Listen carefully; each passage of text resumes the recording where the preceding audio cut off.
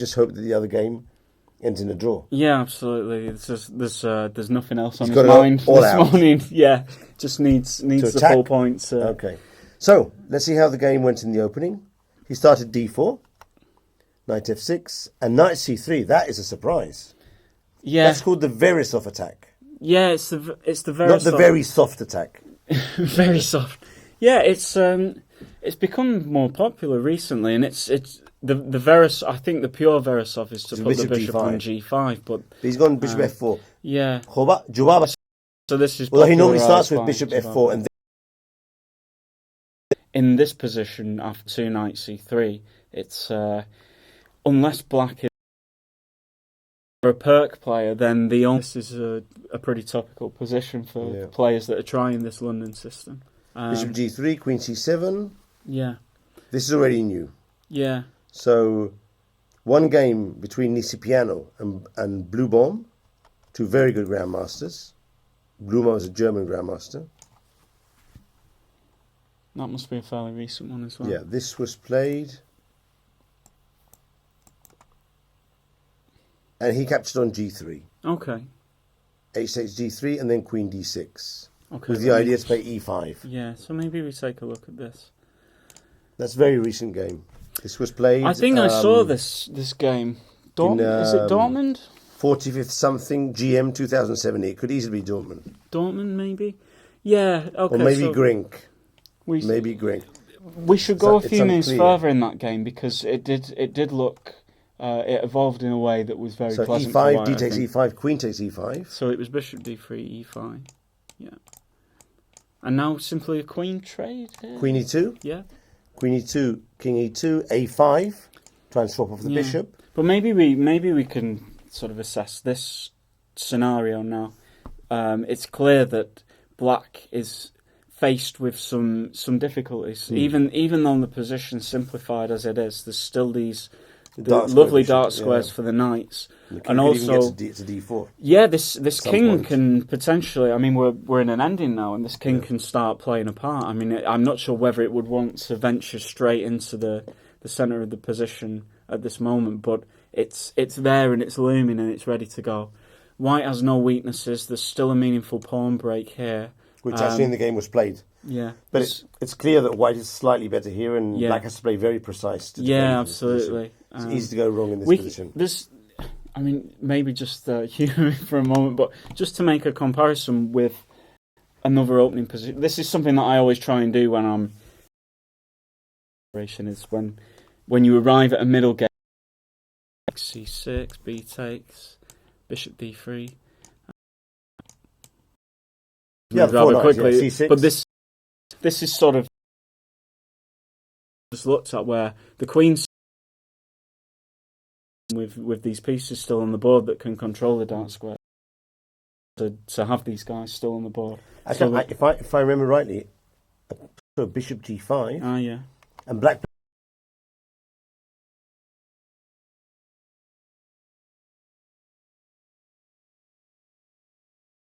Maybe not because we moved some of the pieces. No, because that was I was if white castles, then he exchanges and eliminates any attack on the H file. No? Yeah, in an ideal world, I think black would like to relieve the tension by breaking with C5 rather than E5. So, but how to do it? Knight D7. Well, let's say knight D7, and if white were just to let's say castles, sort of develop for developing sake, then maybe black could get away with it. Yeah, for example, take and C5. This.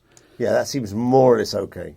Yeah, although even this bishop. is dangerous. But say for if black were to achieve this kind of thing, this would be more or less okay. Absolutely fine. In fact, I would probably take black that. A5, bishop A6, castle. Yeah. Two semi-open files would be okay. But getting there is going to be difficult. For example, David may be able to open the position up at a point where black is not quite well organised enough, and we're going to see that there's going to be a further loss of time with this rook being developed and the queen having to move again. Okay. So Enns has got problems to solve. I'm not suggesting that this is clearly better for white, but I think David will be happy with the opening. Easier to play. Outcome. Yeah. It's black has to be very precise on his move order. If he makes a mistake in the opening, even if it's a small mistake, he could be easily grind it down after. Yeah, So and he has to be careful. It comes from something very innocent looking, and even just a decision on move 7 like pawn e6, or this Gustafsson's suggestion of bishop d7 is it changes the course of the game. And if you've not looked at this before the round or never given it the serious consideration, then it can be extremely difficult to come up with the best moves. Okay, let's jump to board number 4, because it seems that Gormali has an interesting position against Gassi. Okay, so at least it seems that he's attacking on the king side. Yeah.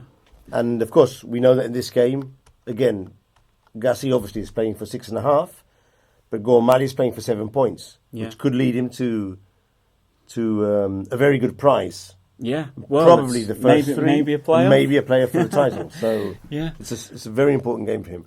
Okay, so e4, d6, d4, knight f6, knight c3, g6. Yeah, so he's interchangeable with Sicilians and this Perk modern, and he's gone back to the modern. He's a very ambitious player, actually. I think he plays Retties with white, but his black repertoire is quite aggressive and provocative, and so it won't have come as a surprise that he's playing this Perk, which at top level is considered one of the more dubious, risky approaches, but if you're playing for a win with black in the last round, well, it's a very interesting. And he won a nice game against Arakami earlier in the tournament in the Perk. So Queen D2. Be feeling good about this. This is the barrier attack, but now with Knight F3, we're going to a more positional approach. Right. Yeah. I'm not so sure of the theory here, but I know this sort of early Bishop E3, Queen D2 is thought of as one of the main ways to target it. I think maybe if he castles, then you go Bishop H6 normally. Right. I see. I see. Yeah. I know that. Sorry. Let's go back to here. That also more aggressive systems to. I normally play a4. Okay, right. The 3 pawns attack. Right. Yeah, I'm not brave enough to go into this kind of thing. The Austrian attack, I think it's called. Right. I like playing this. Right. I did some study on this line a couple of years ago. Right. I took as a model some games of Korniev, who's a grandmaster. Yeah. And he plays this, and also Karyakin plays this very well. Right. Karyakin is a really good scorer. Yeah. In this variation. If I was looking for an approach to one of these sidelines, then Sergei Karyakin's the first guy that I'd look at. You sort of think of him as someone who is. He's got quite a few very good wins in this variation. He's got excellent opening preparation, and against something that's probably slightly dubious, he's going to be, if anyone's going to be the one to have sort of solved the opening sequence, then it's probably this guy. So. Yeah, but okay, Bishop E3, Bishop G7, Queen D2, more Knight F3, approach. Castle H3. Yeah, that's probably to prevent Knight G4. Yeah, Knight B. Of course, Black can play B5 at any moment, and if he delays it too much time, White can consider playing A4. Yeah, but it seems he's not really interested in playing B5 in this position. Yeah, not quite sure why, because it seems okay. Well, it's again as well with this. In the Perk, this decision whether to play with A6 or C6, I think B5 might lend itself slightly more to the A6 B5 idea. Possibly, I'm not totally sure on how accurate that is. But for example, if we have a similar sort of continuation, to the game, B5 would be interesting. Yeah, it looks like it lends itself a bit more, having spent the time on A6 and. Let's say over the next couple of moves we get something like this: castles, B4.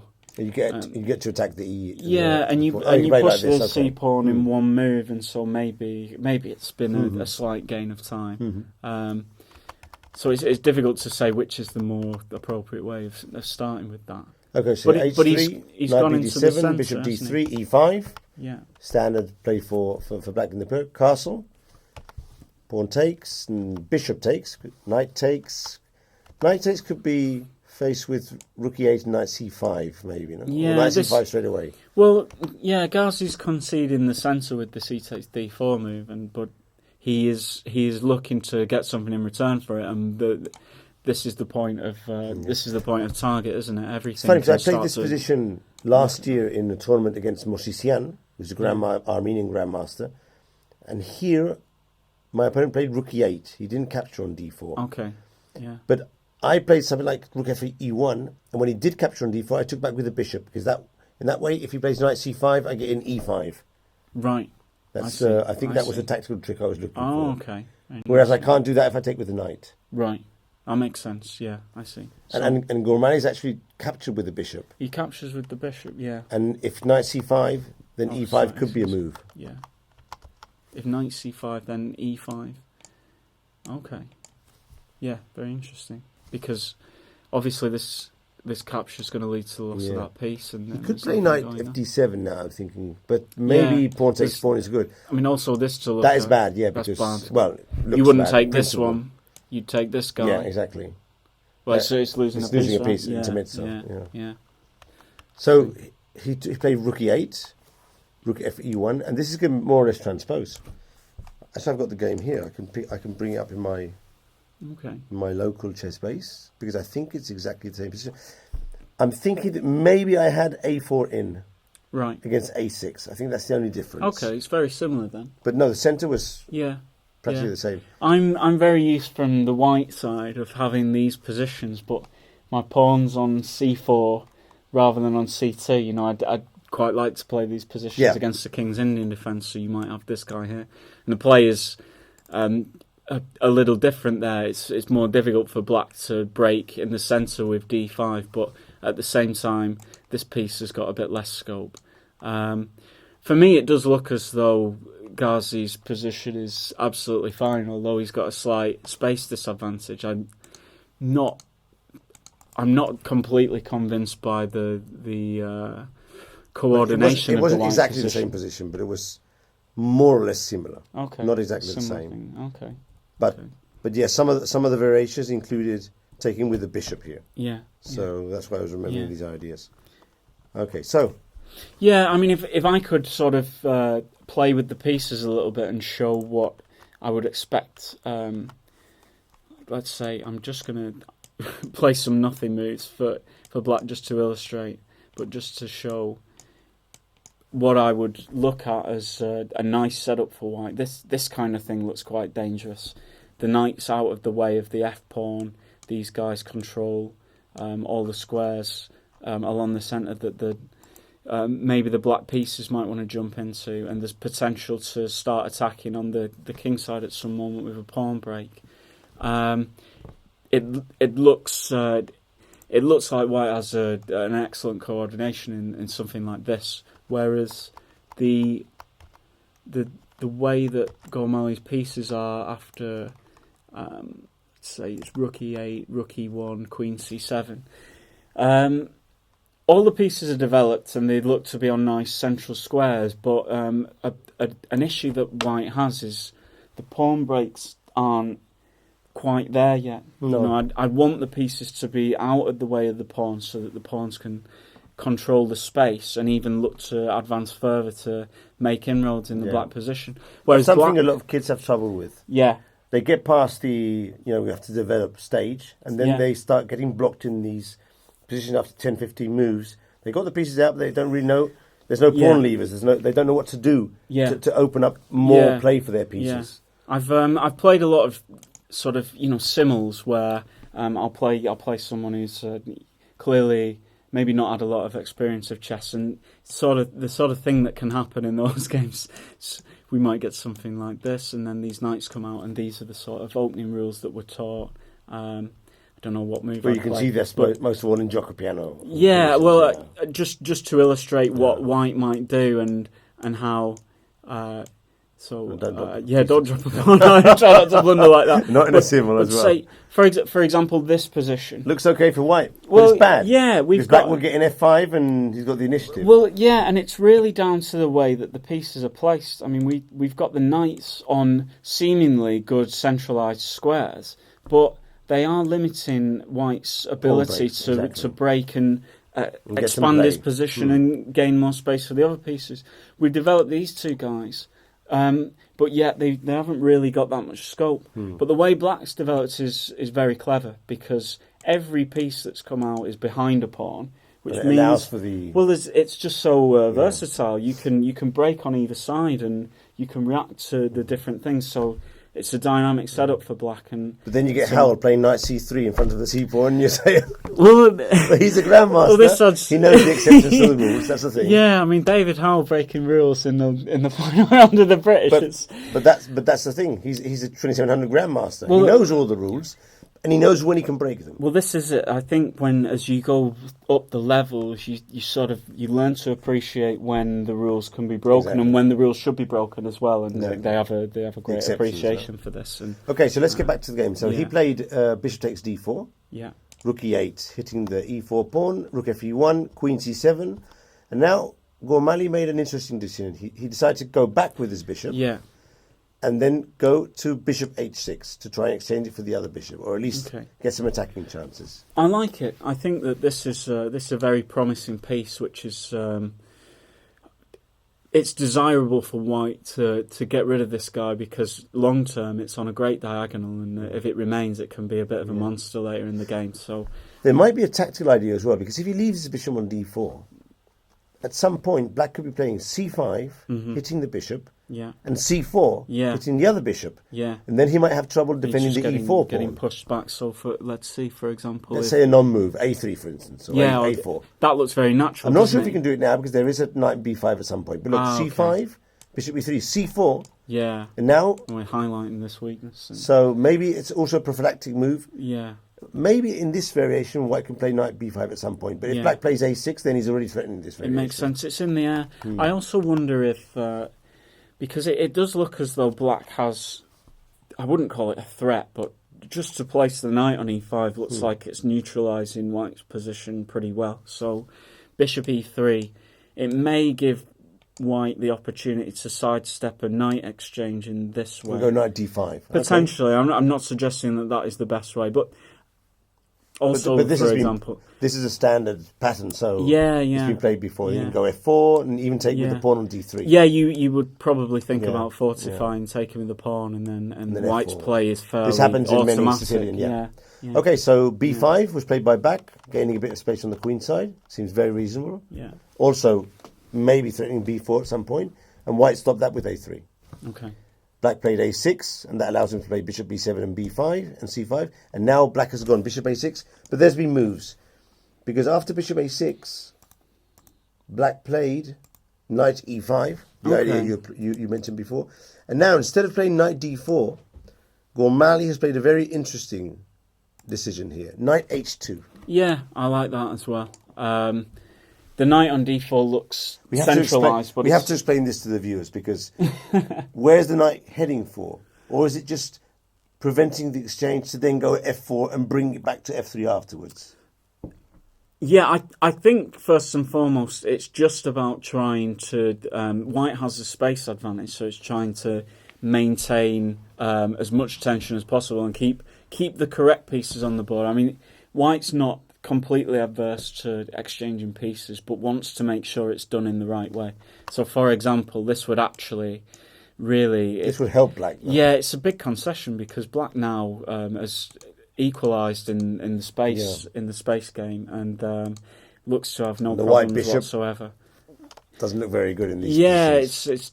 it's not particularly the big pawn working on any diagonals. So knight h2 prevents the, not necessarily to play knight f1, but just play f4 and then maybe come back to f3 afterwards. I think it's just to sidestep the exchange. So f4 first we exchange the bishops on g7. Yeah. But I'm thinking bishop takes d7, f4. Yeah. When he exchanges on d3, maybe take back with the pawn. Yeah. And we might have some attacking chances there, because Black's Black's game will be slightly weakened after the exchange of bishops. Yeah, yeah. I like it a lot. I think he did have to move the knight. Maybe didn't want to go for knight d4, because as you said, that can in some situations just be a target in the middle of the board. So this knight h2 looks as though it's a passive move, but it's actually got some aggressive intentions to go with f4. Okay, so now Gassi has already been spending 10 minutes on this move. It's a tricky situation for him. He has to think carefully what to do here. Does he need to keep his bishop with bishop h8? Well, this is a question that I had for you here. He must have, after bishop h6, this idea to drop back and keep the bishop must have crossed his mind. He can still do it now. Yeah. Because after playing knight e5, if White captures on g7, he makes the intermezzo, knight takes f3. Yeah. So he's still in time to do it. Yeah, and I think it's a much better version the way Ghazi's gone, because in this position now that there's no tension between those pieces, maybe he can start to look to advance in this way, and then you're looking at some seriously dangerous relocations of the white pieces to get the attack. So knight e5 is quite clever, because now knight g5 is not possible. Yeah. He can't exchange on g7 because of knight takes f3. Yeah, we should point out that we wouldn't just simply recapture. Of course, we're going to do the intermezzo here. Inflict a bit of damage. This would be okay. Probably pretty good for black. This is, these squares are now very weak. But now after knight h2, he has to consider bishop h8. Yeah. So let's see, let's say f4 here. Yeah. Let's say knight takes d3. Knight c4. Knight c4. No, I do think knight takes d3 is going to be the move. Let's say c takes d3 too. Yeah, it did cross my mind whether throwing in this check is interesting. Might be. Just because after I don't know whether it suits emphasis to go for this. Wow. It's just if you see a chance to threaten checkmate, then you've got to have a little think about it. But of course, g4 could be a move here. Yeah, sort of forcing variations like this could be good if you're making threats and putting your pieces on squares that they want to be on, then it could be very good. But potentially this knight could be offside, and this queen could now be misplaced if we just parry the threat with knight f1. So. I apologise for... No, it's very interesting. That's a mating idea. It doesn't work here, but it could easily work combined with some other threat. Imagine knight h5 threatens mate and a rook on a1, for instance. Well, exactly, it's possible. I mean, this f4 move, it does look ambitious, but it's also got the risky weakening factor as well. I think that probably, as you said, knight h8... He has played bishop h8. Sensible. Okay. So I think we're going to change... Okay. We're going to go over to another game, but this very game interesting because this has potential. Well, he's conjuring up some attacking chances on the king's side, and black's solid, but I think black is going to be facing a bit of an onslaught sooner or later. So we should skip back to that. Yeah, this game, I think it's going to have quite a bit of potential. Yeah. Because anything can happen. But it looks the rook ad1 very. Very fast, Gormali. Yeah. Only 1 hour 10. He's playing quick. Yeah. Very fast. So now he's trying to force black to capture on d3, but without playing f4. It's just I wonder why he's doing that. Yeah, maybe we're... it's so easy from the studio to suggest all these aggressive attacking ideas, but Gormali's played quite a positional because if black doesn't capture on d3, white can go bishop f1 at some point. Yeah, well... And hit the d6 pawn. We're no longer thinking about capturing with the pawn on d3. Now we're going to capture out with the queen. This move is really designed to attack on d6. Yeah, there's this weakness on d6. So I do quite like the way things have evolved for white. In fact, I think it's this bishop e3 is not an obvious move, and it's a very impressive relocation, actually, and... it does look as though the way things have gone just over this sequence, it starts to look quite an appealing position for white. So. Of course, Ghazi was thinking nearly 10 minutes for bishop h8. Right. Probably Gormali has already calculated rook ad1 using that time. Ready, yeah, for sure. That's why it's important to stay seated and still use the time of your opponent to calculate, because you can imagine that bishop h8 could be a move. Yeah. So if you use those 7 or 8 minutes to start thinking where to put your pieces, then you can play faster when it's your turn to play. Yeah. But many players don't do that. That's the thing. Yeah, well, we see I'm one of them. Yeah.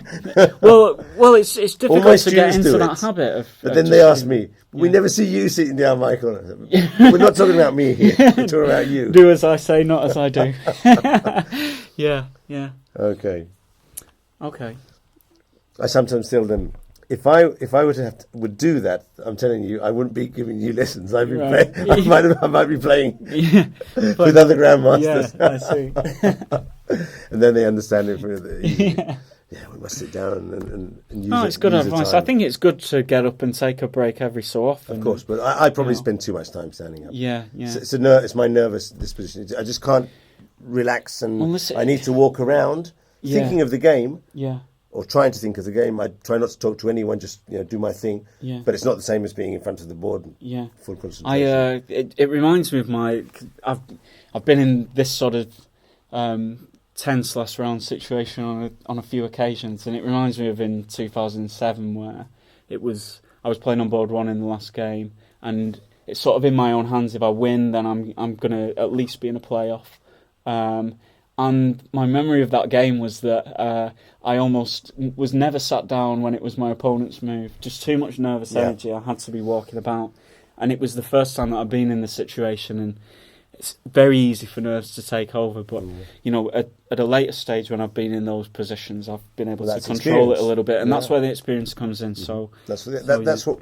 When we talk about experience in chess, that's one of the things. Absolutely. Yeah. Okay, so we're getting some notes that board 16 and maybe even board 30, but I think we're gonna check the rest of the top boards. Let's have a look at, for instance, Hawkins. Let me see if there's something interesting going on. Have we been to Yang Fan? No, we should check that one. Yeah. And Simon Williams has gone for this aggressive G5. Yeah, G4, we do need to take a look at. He was obviously inspired by Pert yesterday because it's practically the same variation. Well, I think he's probably showing Nick how to do it a little better today. I imagine. Yeah. Okay, so let's check out the third board between Zoe and Hanley. Yeah. Let's pick that one up. So we should be there now. So we've got a Sicilian in this one from Craig Hanley, and he's for someone who's not a very active player, maybe not working on chess so much. He's made a very brave decision to play the most theoretical Sicilian that there is. So he's gone in for, this is my favourite variation, by the way. But does he play this regularly? Naidov, no, I don't think so. He. But I think Daniel mentioned that. Of course, I can't remember if he was talking about Hanley, but I think it was Hanley that he was playing specifically against the opponent's repertoire. Yeah. I think but I'm not sure if it was Hanley or another IM. Yeah. But he was talking about one of the IMs. That this guy always plays against the repertoire of the opponent. Yeah. Which is a bit risky. Yeah. Because you're playing defences and variations you haven't played before. Yeah. But he also prepares very well the game. Yeah, I think he's pretty versatile, and from when he was an active player, I know from some of the tournaments that we played in together that he would be switching and changing approaches for every game. Very difficult to predict what he's going to come out with. I saw that when he played Gawain, he went for a Cannes Sicilian. So maybe it's a less ambitious approach, and more provocative, and you allow the. Well, that turned out very well for him. Yeah. You allow white to come onto you, and then maybe your counter chances are going to come a little bit later. He might be winning in that game at some point. Yeah, for sure. Yeah. But this is the issue for Black. This is probably, in my opinion, this is one of the, if not the soundest Sicilian system, along with the Sveshnikov. But on this sixth move, there are so many. The Naidov, yeah, of course, it's my favourite one. It's number one. Yeah, it's the number one variation for Black. Yeah, for me, it's the best Sicilian there is. Yeah, for me. Okay, yeah. You have more faith in it than me. No, I don't. Should be defending it. I've played many times with white. Yeah, and if I have to face a Naidov. Yeah, I start thinking of sidelines. Okay, that's good. Yeah, I like my opponents to be thinking like that before. I like this. I have a lot of faith in this sideline, but now I can never get it because.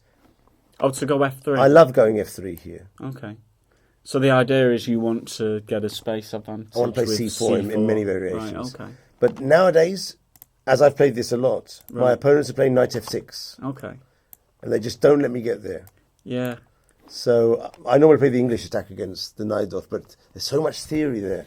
Yeah, it's difficult to keep up. There is a lot of theory, and the problem that White's got is that even though that might be the most ambitious try and theoretically best try, so many options for Black. Yeah. To be able to cover all of them and have everything fresh in your memory just before the game is it's virtually impossible. It's not a good really, idea to play the. Yeah, but it's. If I'm sort of giving away a little bit about my the things that scare me here, I do believe that these bishop e3 and bishop g5 moves. Those are the critical variations. They're the critical variations for me. Well, So, with bishop d5, you can get knocked out if you're yeah, not careful. absolutely, yeah. But I was studying this with one of my students, and we were looking at the variations with queen b6, but playing h6 first. Right, okay, we're pawn getting into pawn, some very... This is mentioning... So this is a Kasparov speciality, isn't but it? by playing h6 first, Yeah. this has been played by Caruana and by many players. Yeah, this is the new trend, isn't it? Yeah, and in one of the main lines, the bishop on h4 is misplaced, and sometimes you get g5 in. Yeah. And there's one variation in the e5 line where you get g5 in, which is good for black. Oh, right, okay. So queen d2, queen takes b2, rook b1, and now in the other variation, e5 is one of the main moves. But now you play... Hit g5. No, you take first on e5, and then you go g5, which is not possible in the other variation. Yeah, and this is considered to be good for black. Or at least that's what we were looking maybe when we analysed it with my students. Yeah, I'm a little scared to touch this position with either side, to be honest. But there are certainly a lot of sharp variations in that line. But Yang Fan has gone for something that's quite unusual. I mean, this is the issue for black as well. If you're not playing the knight off in every game, then to prepare for every eventuality is extremely difficult. And I would imagine that queen d3 it comes as a surprise. The user Wilty corrects me. I was referring to Alan Merry because Daniel said that Merry selected the opening for the opponent because it was one day he played a King's Gambit. Played a King's Gambit. So I remember he was talking about someone. Yeah. But I couldn't exactly remember who it was. But it probably wasn't. Well, yeah, it's true. I played against Alan Merry in the 4 in CL, and his opening choice was a complete surprise to me. So maybe this is the case. Yeah. Now we're going to just jump very quickly. If you can pick it up the game. Okay, let's finish this first because there's been a queen sacrifice on board 30, which is very low. But there's an IM playing there. Very interesting, a player called Pritchett, who's not having the best of tournaments, and it seems, but this must be a relay mistake. I mean, he can't have played queen takes a5. That must be knight takes e5. Should I try and get that on the? Is there any chance he could have lost his queen here? Okay. It doesn't. See if you can get it on the board, and then we'll go back because this is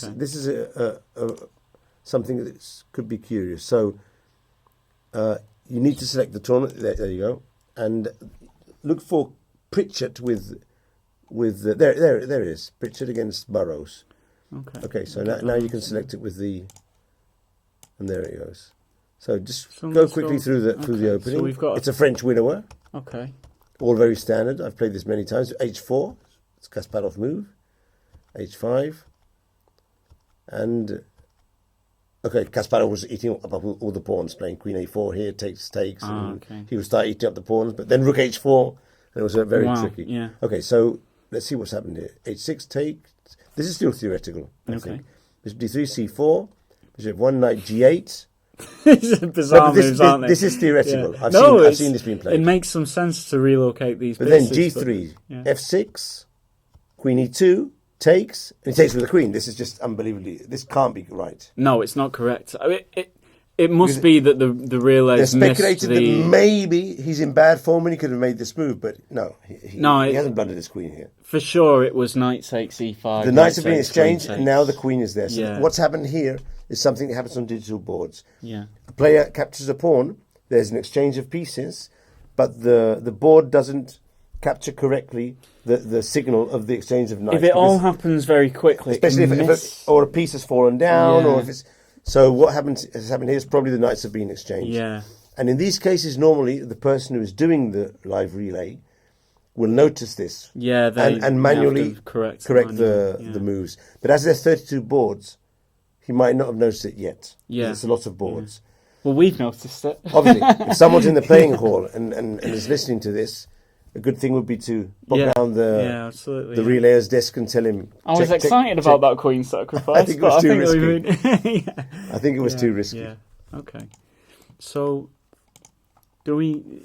Let's go back to... This was just to clarify this position. Let's go back to the Zou game. Okay.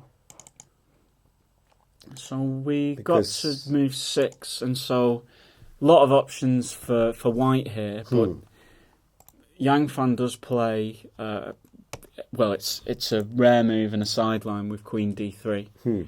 I think the idea behind it is that we're getting another developing move in, which enables castling queenside at some moment, and also this queen not so well placed where it is at Sometimes the moment. But D3, no? Yeah, I've seen this. I think almost always it's going to go this way. So I have a bit of a rule here where if I'm surprised on the 6th move, then I try and make a comparison with the dragon, which is close to the knight off occasionally. And just transpose having used a6. Yeah, to see the tempo you lose no 6, you'll recover it with a bad move. Black. So a general rule of thumb is if one of these main lines isn't played, so for example if say Bishop D5, Bishop D3 is a possibility. Yeah, this is a move.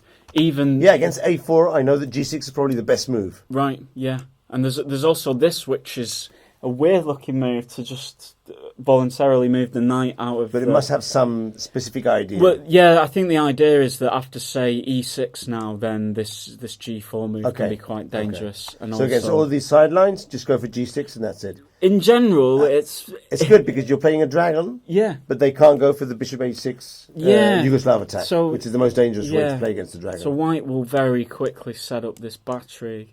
F3, castle, Queen D2. Don't know but he can't do this if he plays any of the sidelines. Yeah, and if he does, then he's sort of going to waste time getting back into this. But when I was learning, when I was young, I remember reading somewhere specifically that the dragon is the best Sicilian if it weren't for the Yugoslav attack. Right. So if your player doesn't go for the Yugoslav attack, you have to play the dragon Sicilian. It's the best one. Against all the other variations, the dragon's a very good defense. Yeah. The problem is the Yugoslav attack. Yeah, it's just... And it's still playable, but... It's so dangerous, It's dangerous, it's dangerous. It's extremely dangerous. It's dangerous. So Queen D3? As soon as I see Queen D3, I'm You'd working... probably go G6 here. I'm thinking about G6. To say that I'd definitely play it is something else, but it's certainly the first thing that would cross my mind is how does the transposition back into a dragon now compare with the Yugoslav, for instance. Yeah. But it's difficult because, of course, G6, Bishop E3, Bishop G7, F3. You could go back to D2, but it's one full tempo. It feels like a concession. It's one full tempo. Black has played A6, but it's still half a tempo. Yeah. The other thing about G6 is we've mentioned that this queen might relocate to G3, and now that the pawn's on G6, it doesn't really have the same target that it may do, actually, that we're about to see in the game. So unless Queen G3, Bishop G7, there's some Knight F5 at some point. It's possible, Maybe theoretically, I'm not sure. Yeah. Okay, so let's go back to the game then. Queen D3, Knight BD7, a very normal move. Develop the knight, heading to one of the central squares. Knight C5, Queen E3. Now this is very... Well, it's quite unique already, yeah. I'm going to check if this is theoretical. Because... Well, we get something that doesn't really resemble a knight off too much in a couple of moves' time. After Bishop E6, well, the structure's changed now, and I think White has things to be quite happy about. There's this sort of long-term weakness on D5 and can be no longer defended by a pawn. Also, this queen is going to locate itself on G3, where it puts pressure on these two pawns. White's development seems pretty straightforward. There's also going to be castles with a rook. With a rook coming to D1 at some point, where it's going to gain tempo and also assist this knight in jumping into this square.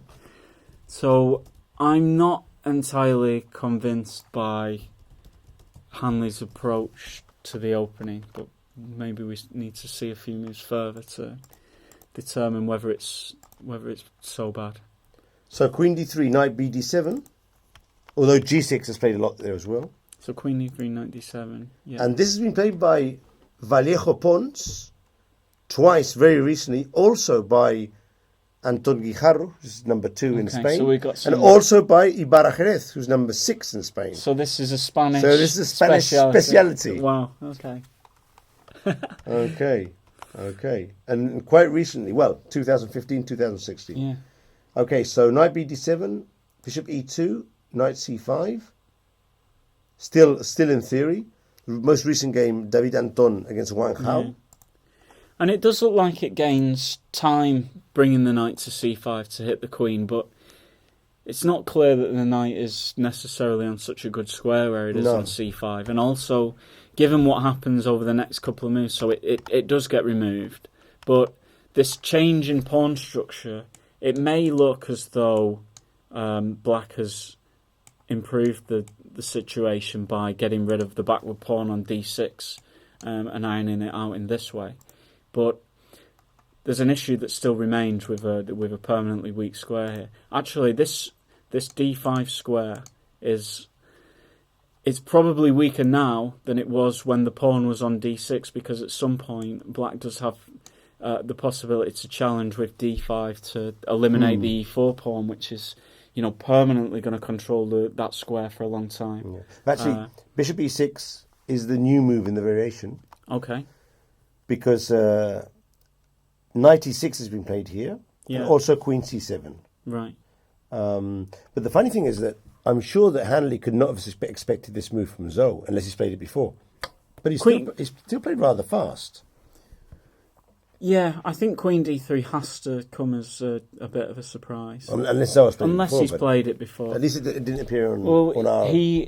When I played him, he played a bishop e3 English attack style position, and it strikes me as something that would suit his style and play against a few times. Yeah, okay. But Zhou hasn't played it before. Yeah, it wouldn't surprise me if he's on his own. Yeah. After move 6, because this queen d3 move, it's maybe not got the sort of reputation that other options have got. So after takes and the structure changes, well, I'm quite keen on White's chances on move 11. He's got queen g3 in. There's some pressure on the centre. There's maybe a possible difficulty with developing the king's side. And White's development's very simple. It looks just simple and easy to get castles, get the rook out to the open file, get the bishop out to... this bishop coming to g5 is very natural as well. Let's advance a few moves before we change the board. Bishop e7, sacrificing the e5 pawn. Yeah, it also offers g7, so presumably after queen takes here, black is going to... Yeah, now he's going to get back the pawn on g2. Win this would be... Yeah, this should be okay. Looks all right, doesn't it? It looks quite active for black. But he took the e5 pawn. Yeah. And I'm wondering if... Of course, this must be a sacrifice. Yeah. You don't normally... it's not forced to lose that pawn. All of these things. So bishop e7. Well, he could have tried to defend. He could defend with like with queen c7. Yeah. Maybe there's something here he didn't like. Maybe white castles and you can't get bishop e7 in now. It's also possible that this move comes with a little bit of force, because if you don't take and you try and fortify that square, well, now you can capture this is bad. Yeah. And if you do take, then it's a loss of time. And so maybe it was sort of a forced sacrifice.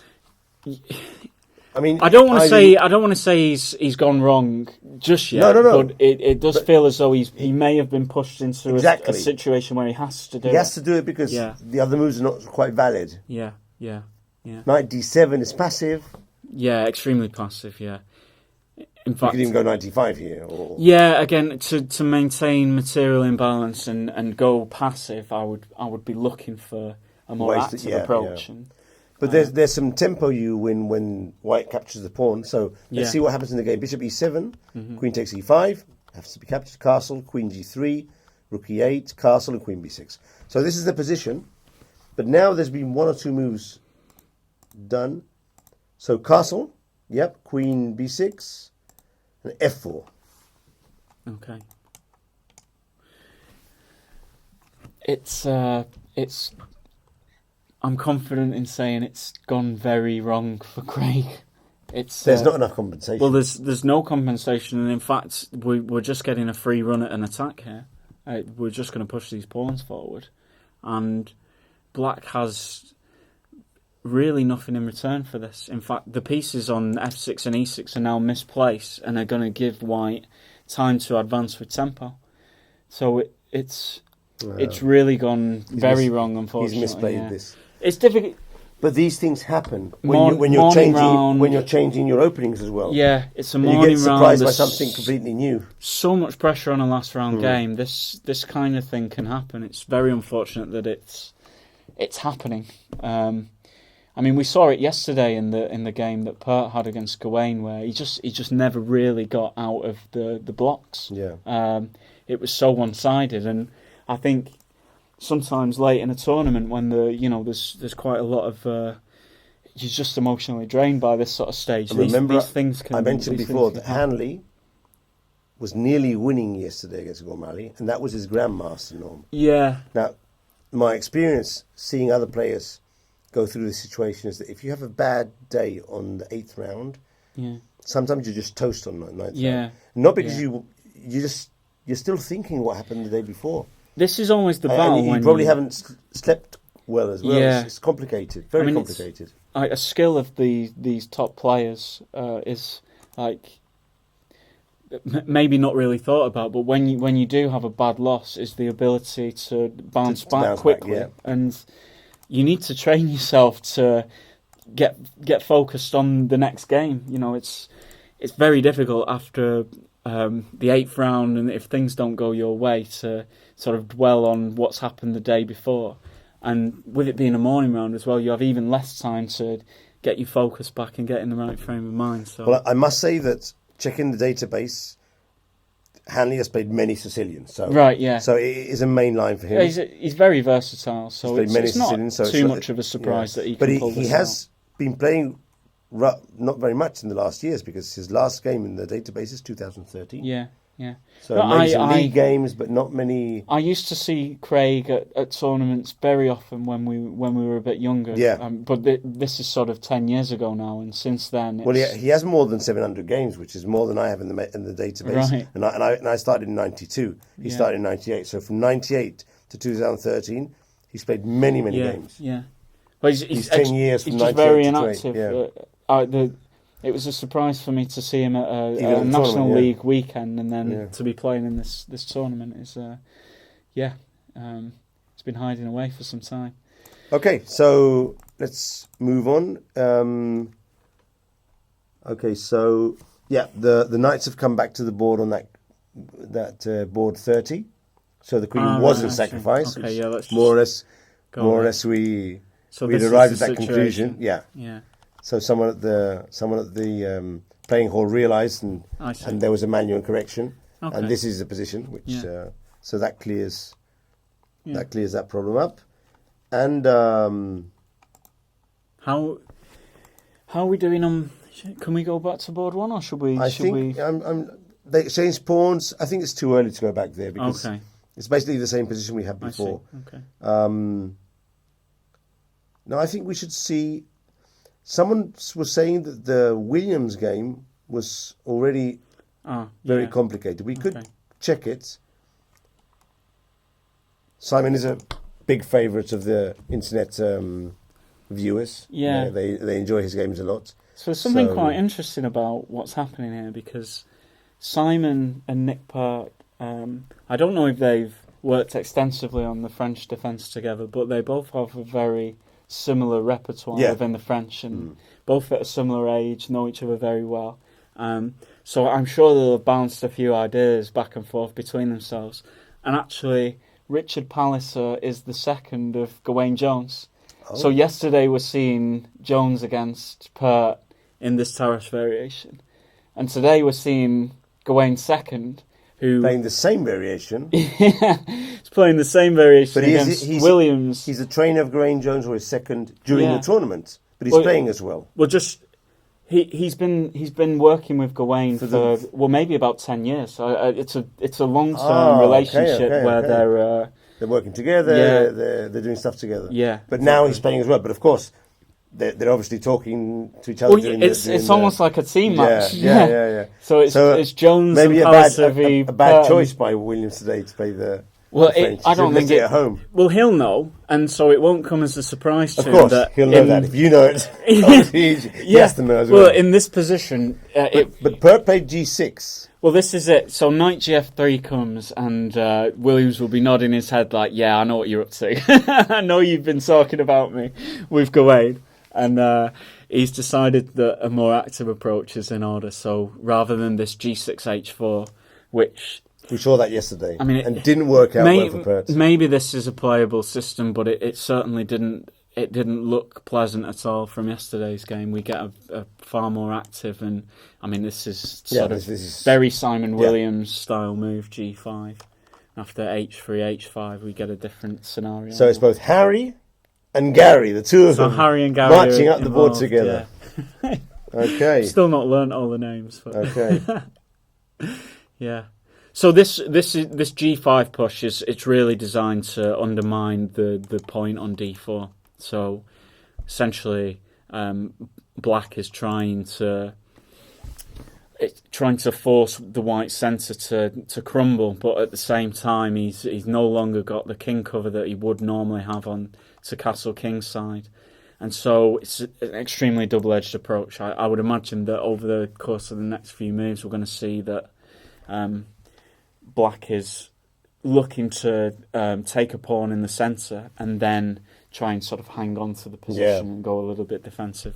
Whereas White's going to have these attacking possibilities and a safer king, but is going to be a pawn down, so he needs to show it. I want to check the theory here, because this night I seem to remember that when Black was going G5 and H5, the best move was to play D takes C5, break open the centre. Okay. But I'm not sure if it's this exact position. So this kind of approach here would look, maybe this would look relatively normal. So G5 H3 is okay. H5 is clearly the move here. It's been played 10 times. And now Knight F1 is the best move. So this is, at least the most popular move. Played. Yeah. Okay. I think both players will be very aware of what the current trends are and what's thought to be most Yang Fan Zhou played this as well. Okay. So, yeah. Yeah. So how do we got Knight F1 and G4's not yet possible because there's an issue with the pin on the H file. So Williams again plays another move to prepare this G4 push. He captures first on D4. Yeah. And then goes Rook G8. Now he's threatening G4. So if D4 remains, it would be quite surprising for me. At least Black needs something in return for having a bit of a disconnect in his position. You know, these guys are playing one game on this side, and then the rest of the army are forced to be playing on the other side of the board. So that's the issue that Black often has in the French defence with the less space. Both sides of the board don't quite communicate as well as they would do in other openings, but in return for it, there's the pressure on the white centre. Yeah, but there is no pressure now on D4. That's the problem. Okay, let's see what happens then. So Bishop E3, that's very sensible. And now Black played... So G4's happened. G4, H takes G, H takes G, Knight D2. Yeah. Queen B6. Now he is attacking the D4 pawn. And White played Knight B3, which looks okay. Normally in the French, A5 comes now. And Williams has played A5. And White has played A4. Okay. Just to keep the pawn protected by the knight on B3. So with each move, Black's been threatening to take the D4 pawn, and White's had to be reactive. But at some point, this initiative for Black will, the pressure on D4, it runs out, and so it's going to take a slightly quieter... But that's the thing. Black needs to keep the initiative, so he plays F5 now. Okay. Very double-edged. Very double-edged. Yeah, for sure, yeah. Of course, if you capture, then Knight recaptures, there's no check on G6, and now the bishop can come out, and maybe bishop D6, maybe bishop D7. But White has played Knight G3. Okay. Yeah, this position after takes and knight takes, it does look as though this king is extremely drafty, but it's actually... But you can't get it. Yeah, and it's closer to a home. I mean, you can see within a couple of moves, bishop D7, castles, queenside, king B8. The piece could be very safe on B8. It still seems to me that White must be doing well here. Knight G3, Rook C1. I prefer White's position. Yeah. Here. I do have some slight issues with the coordination. Like, for example, this knight on B3. I'd love for it to be there so that we could jump into this b5 square. So at the moment that looks a little bit misplaced. Black has an excellent square on b4 for these two minor pieces. Also the knight on g3. I'm not really sure it serves a aggressive purpose. No. It looks as though it might be being used simply to exchange this knight off on f6. Try and get to the black scheme. Yeah, sorry, I'm getting a little bit trigger happy with the arrows. I'll take. Remember, some of those you can use this combination of these two plus the y. Okay. And it takes them away. Okay, right. So yeah, that's a good trick to remember. Yeah, and there's probably some menu option as well. I mean, pawn structure-wise, it looks quite pleasant for white. I'm not sure that the piece placement is particularly effective in this scenario. I mean, strategically as well, if you take here, you concede your space advantage because it just allows these black pieces to breathe a little bit easier. So, he's playing g3. Yeah, if I was asked to make a quick decision on what to do, I would not take en passant, and I would try and use the fact that there's a weakness here. This knight is struggling to find a good location. You might find that it drops back this way to come out. That's tempo. Takes time. And maybe then white can crash in with knight h5 and knight f6. Yeah. So I think it's a good idea not to capture. Yeah, well, the structure as it is, it serves well for this knight on f1 because you can see two nice future posts for it on potentially this square and this square. And it's on the right route. So he's played knight g3, and Simon has dropped back with the queen to d8. Now I wonder if he's trying to get his knight to b6 now. Could that be his idea? Or is he overprotecting the f6 square for some reason? But I do think this is very dangerous. Yeah. I can even see a possible piece sacrifice at some point here. Yeah. We're looking at this square, right? Yeah, maybe not immediately, but no, but it's always going to be on the cards because Black's development is strange, isn't it? The position is closed though, so this Queen D8 move, it looks at first sight, it looks like you would just never even think about this, but while the position's closed, there's a bit more time for relocation, so. This is at the forefront of. How does he want to get his piece out? Is it knight b6 and bishop d7, or is it bishop e7, bishop g5? What's he trying to do here?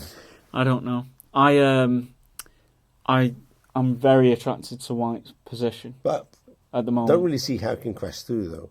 Rook c1 would be a normal move here. No, but just in a sort of slow play sense, Black has this square on b4, which is excellent for these two pieces, but there are very nice things to White's position. Like we've got this extra space in the centre. I'll just take away a few of these again. I would even consider knight h5 now. Yeah, we've got this lovely piece here. Because if you move the knight, I get in f6, and that's fantastic. Yeah. And if you don't, I just keep the knight there. And it threatens many things, and it can always drop back to f4. Well, and it's almost it's on such a good location on h5 that it's quite frustrating for White to leave it there because anything. Yeah, it can jump to so many different squares and cause so many different issues. So this kind of scenario just looks very nice for White to have the extra space, and all you've conceded really in a positional sense is this b4 square. So. I'm tempted to turn on the computer. That's fine. That's okay. But I'm not going to do it. No, Stephen. Oh, that's good. Okay. We're organic commentators. We don't use the computer. Yeah. But I'm tempted, but I'm sure. Okay, let our viewers tell us if knight h5 is the best move for White here. Because it could be castling as well. But I would actually leave the king on e1. Yeah. And if need be, I go to f1 if I get unchecked. But I do as well think that White's position's so pleasant that there's quite a few candidate moves, and not necessarily a best one. I mean, it's also quite interesting. This piece doesn't look particularly well placed to me. I'm looking at routes to bring it back into the game this way. Castling, I'm not particularly worried about castling. I feel as though the king can be on a pretty safe square on f1 if it ever needs to. Grandmaster Julio Granda, he's a very strong player, 2700. He told me very recently, in modern chess, you just don't go back with your knights. Oh, right, okay. He'd studied that with another very, very strong grandmaster. I see. Who's playing in the Sinquefield Cup now. Right. And he said, they just don't go back. Right.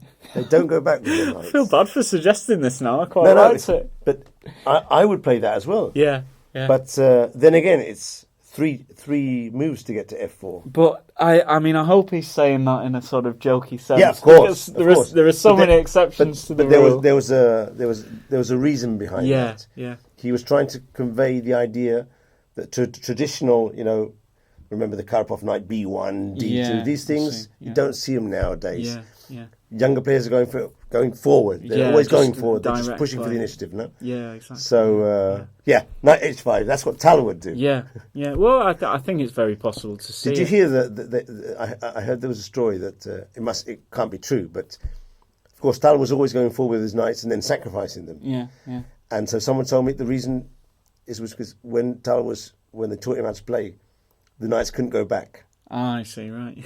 he's just forced to do the sacrifice. He was forced to do the sacrifice. Okay. This is something slightly interesting here that crossed my mind. Queen takes f6. Well, yeah. If Rook h8, it looks as though there's some pressure on the pin, and maybe after Knight takes f6. Queen takes. Well, yeah, it looks like you would take here and then with the knight. Okay. And then, but it's an exchange, so this is clearly bad. But Black has this. I saw that. Nice He has bishop f1. I saw that before. Ah, yeah. So excuse me, what am I doing there? So but there might be good compensation here. Well, yeah. Bishop if f1. the king has to move, then it's bad. But so bishop f1, knight takes f6.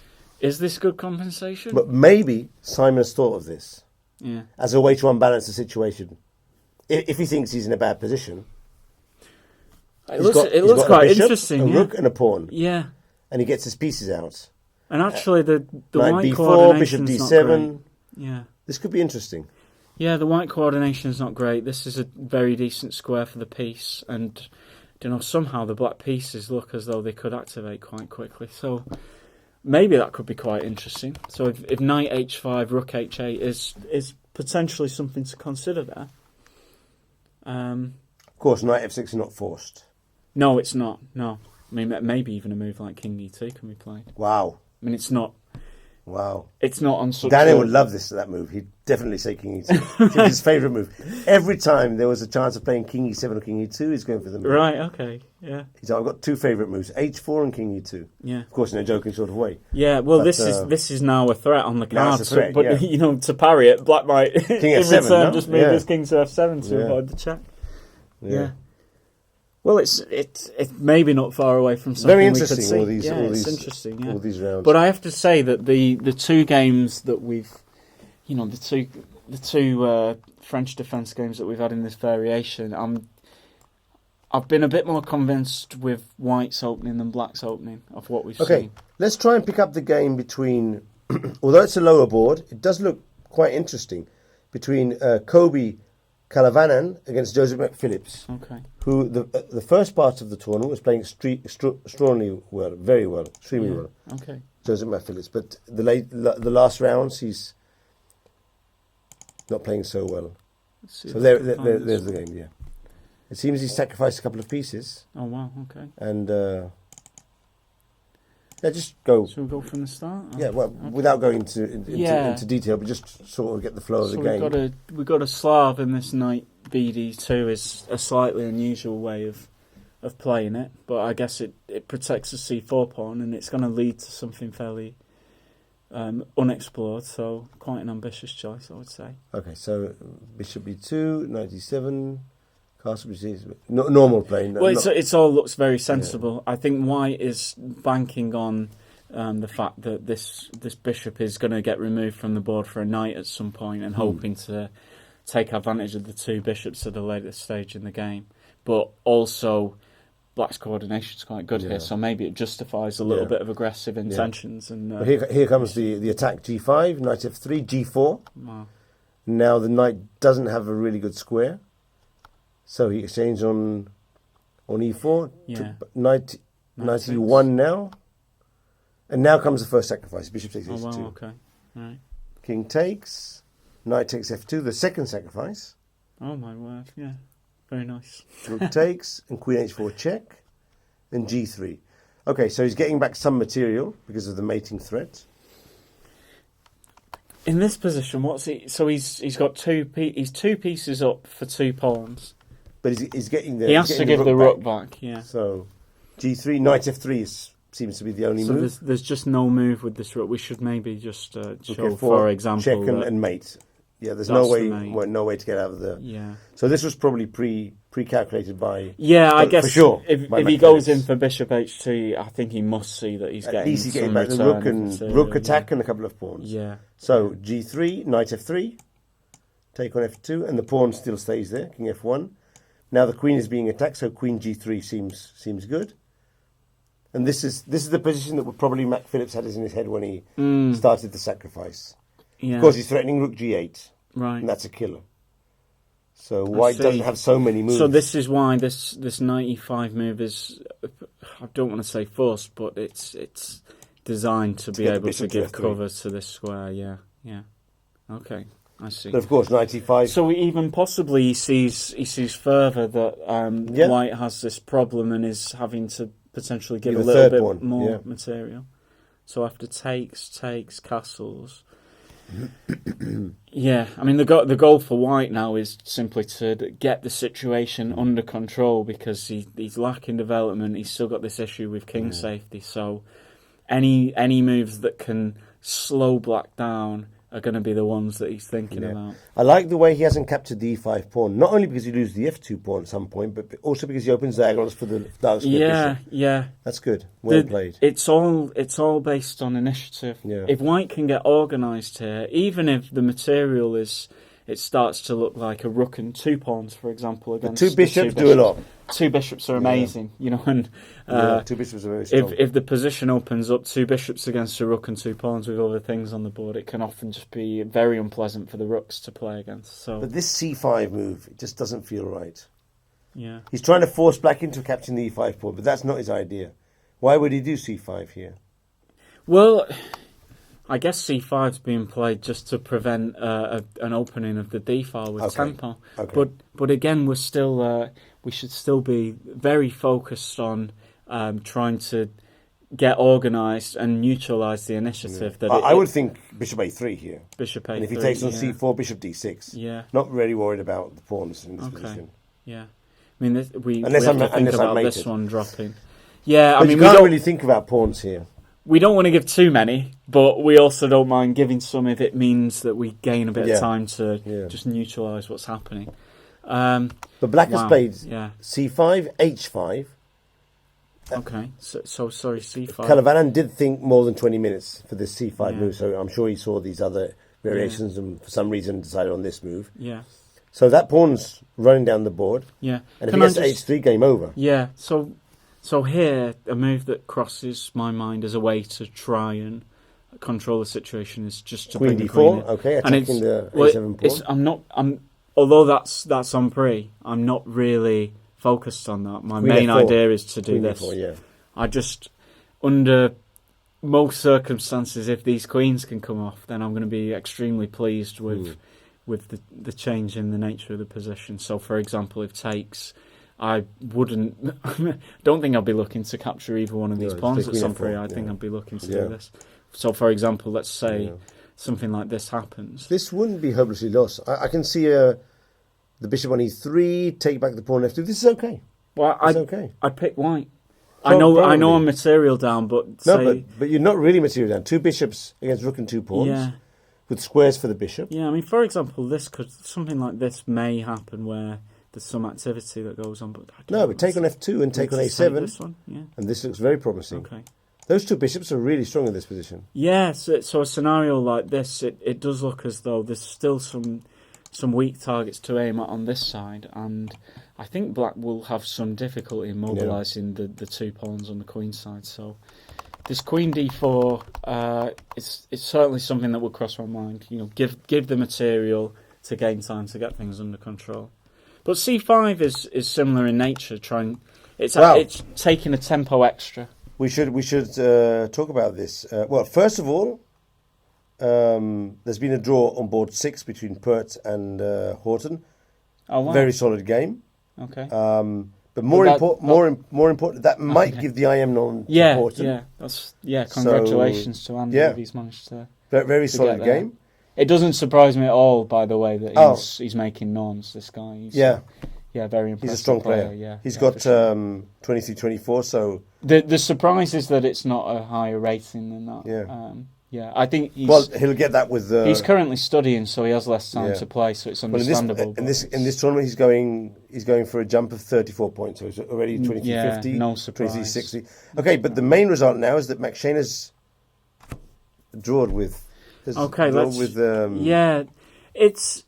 unfortunate, but it's understandable because, well, Luke hasn't really managed to create. But that means we get a playoff for sure. No, not necessarily. No, because Ems could still win outright if he wins the game. Yeah.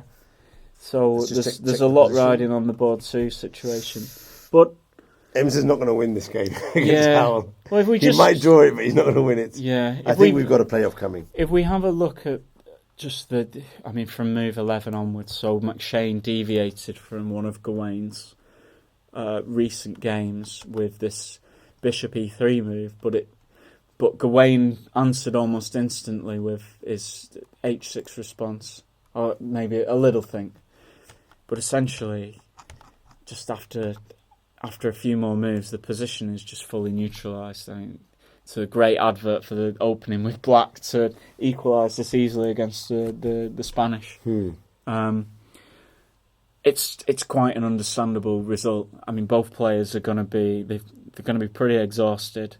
They feel as though they can go for a nap now. And if the position's completely equal at this stage, and you're going to have to take significant risks to try and win the game. Do you think they've got an eye on the other board, and they more or less see that it's unlikely that Ems will win with Black in that position against Howell? They must factor that in. I'm sure it crosses their mind. I mean, that's out of their control, of course.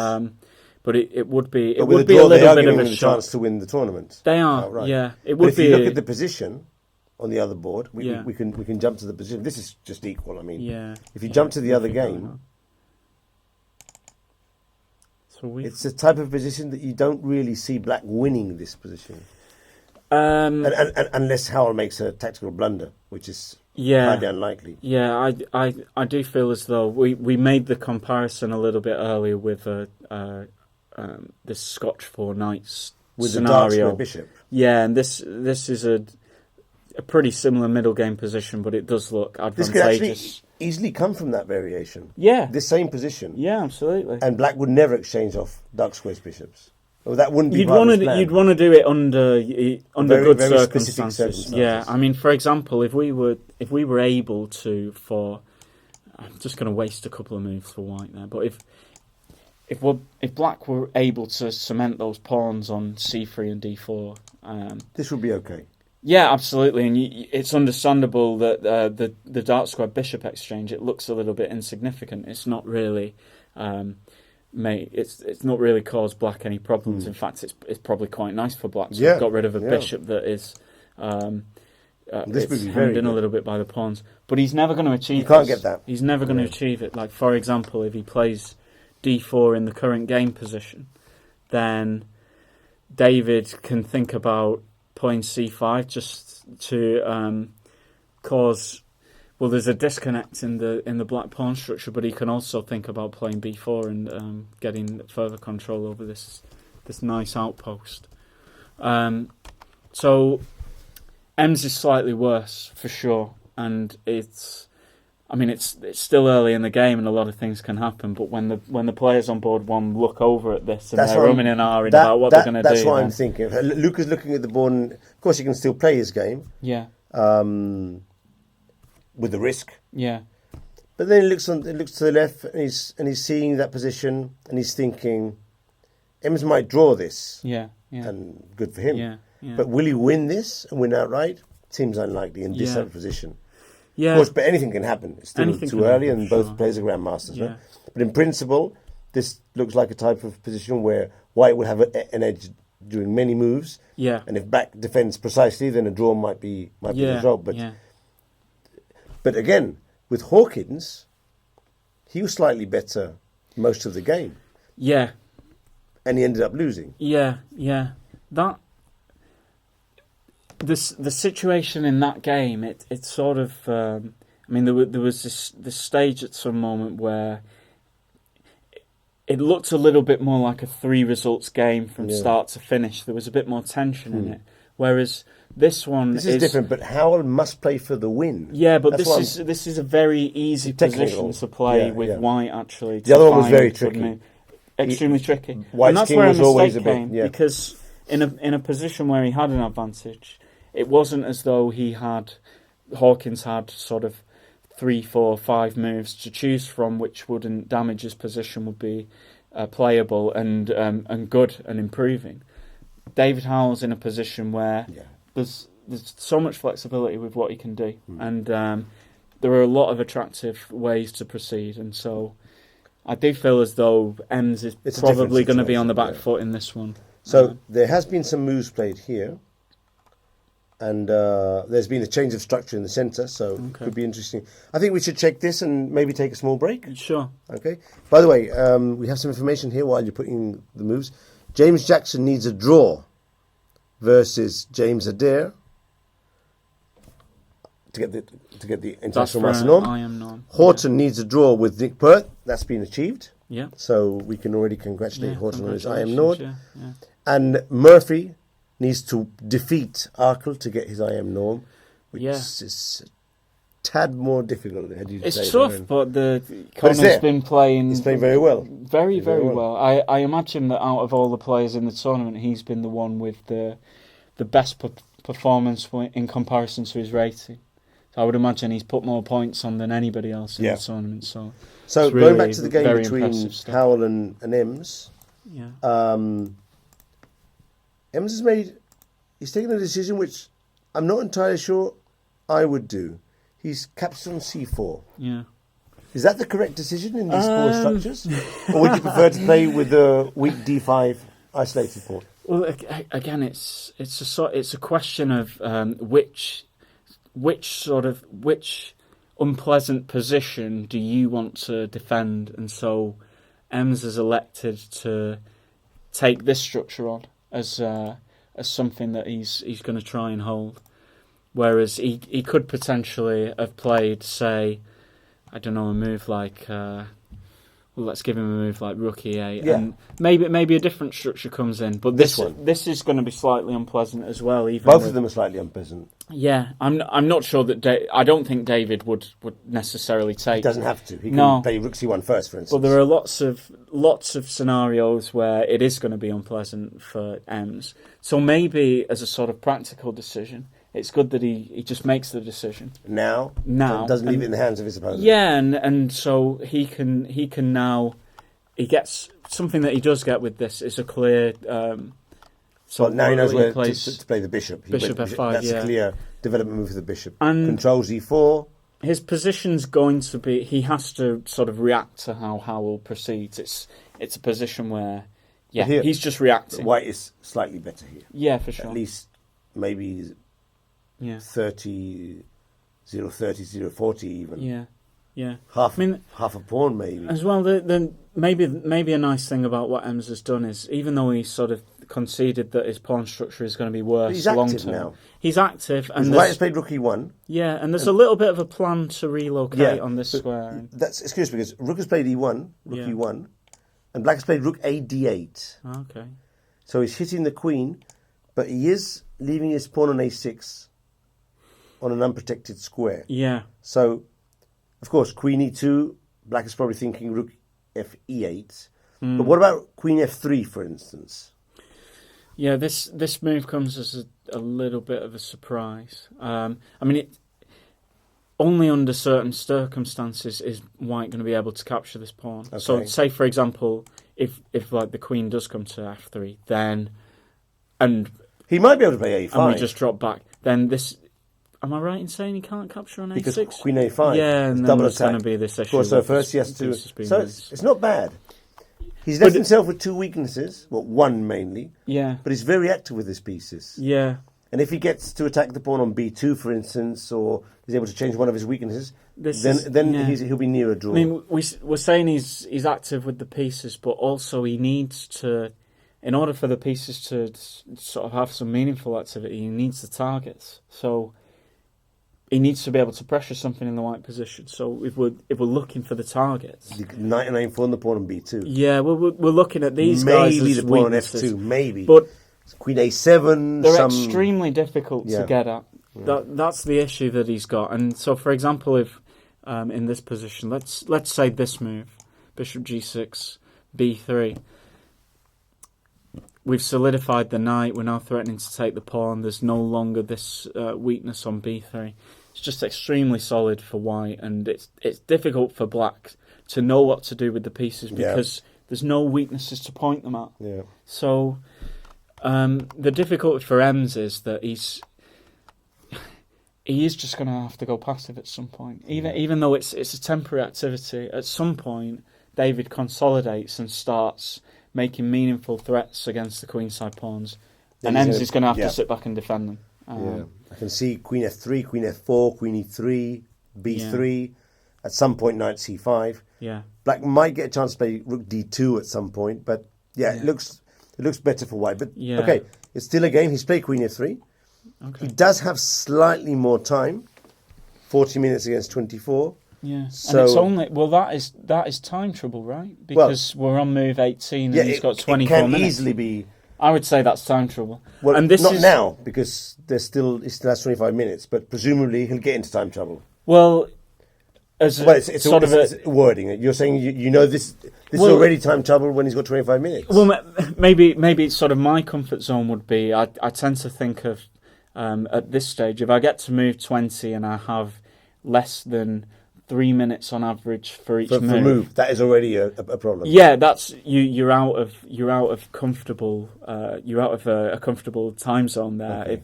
because you would really like. There's going to be moments where you want to allocate that 10 or 15 minute think to a move that's quite critical. But you're not going to have it. Well, Ems, so he gets a 30-second increment each move. Is that correct? Yeah.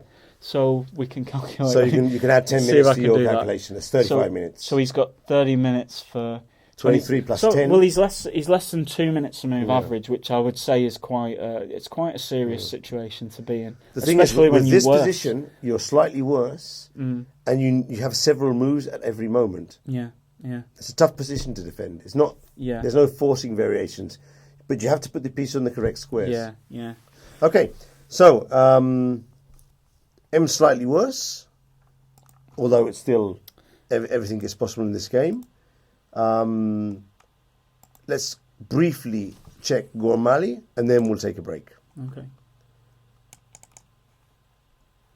So I think we left this around the stage where Ghazi offered this piece exchange on E5, and it was... He's a piece down. There's been a sacrifice here. Wow, okay. So let's move on. So or a blunder, one of the two. So we saw Rook AD1, and this was... It looked like a positional decision, to pressurise this Black guy. played C5. Okay. And F4. Makes sense. And now instead of capture on D3, which would allow white to recapture and attack, he went back to D7. So black is playing for piece play, and white is playing to try and win the D6 pawn. But now he sacrificed the piece. Wow.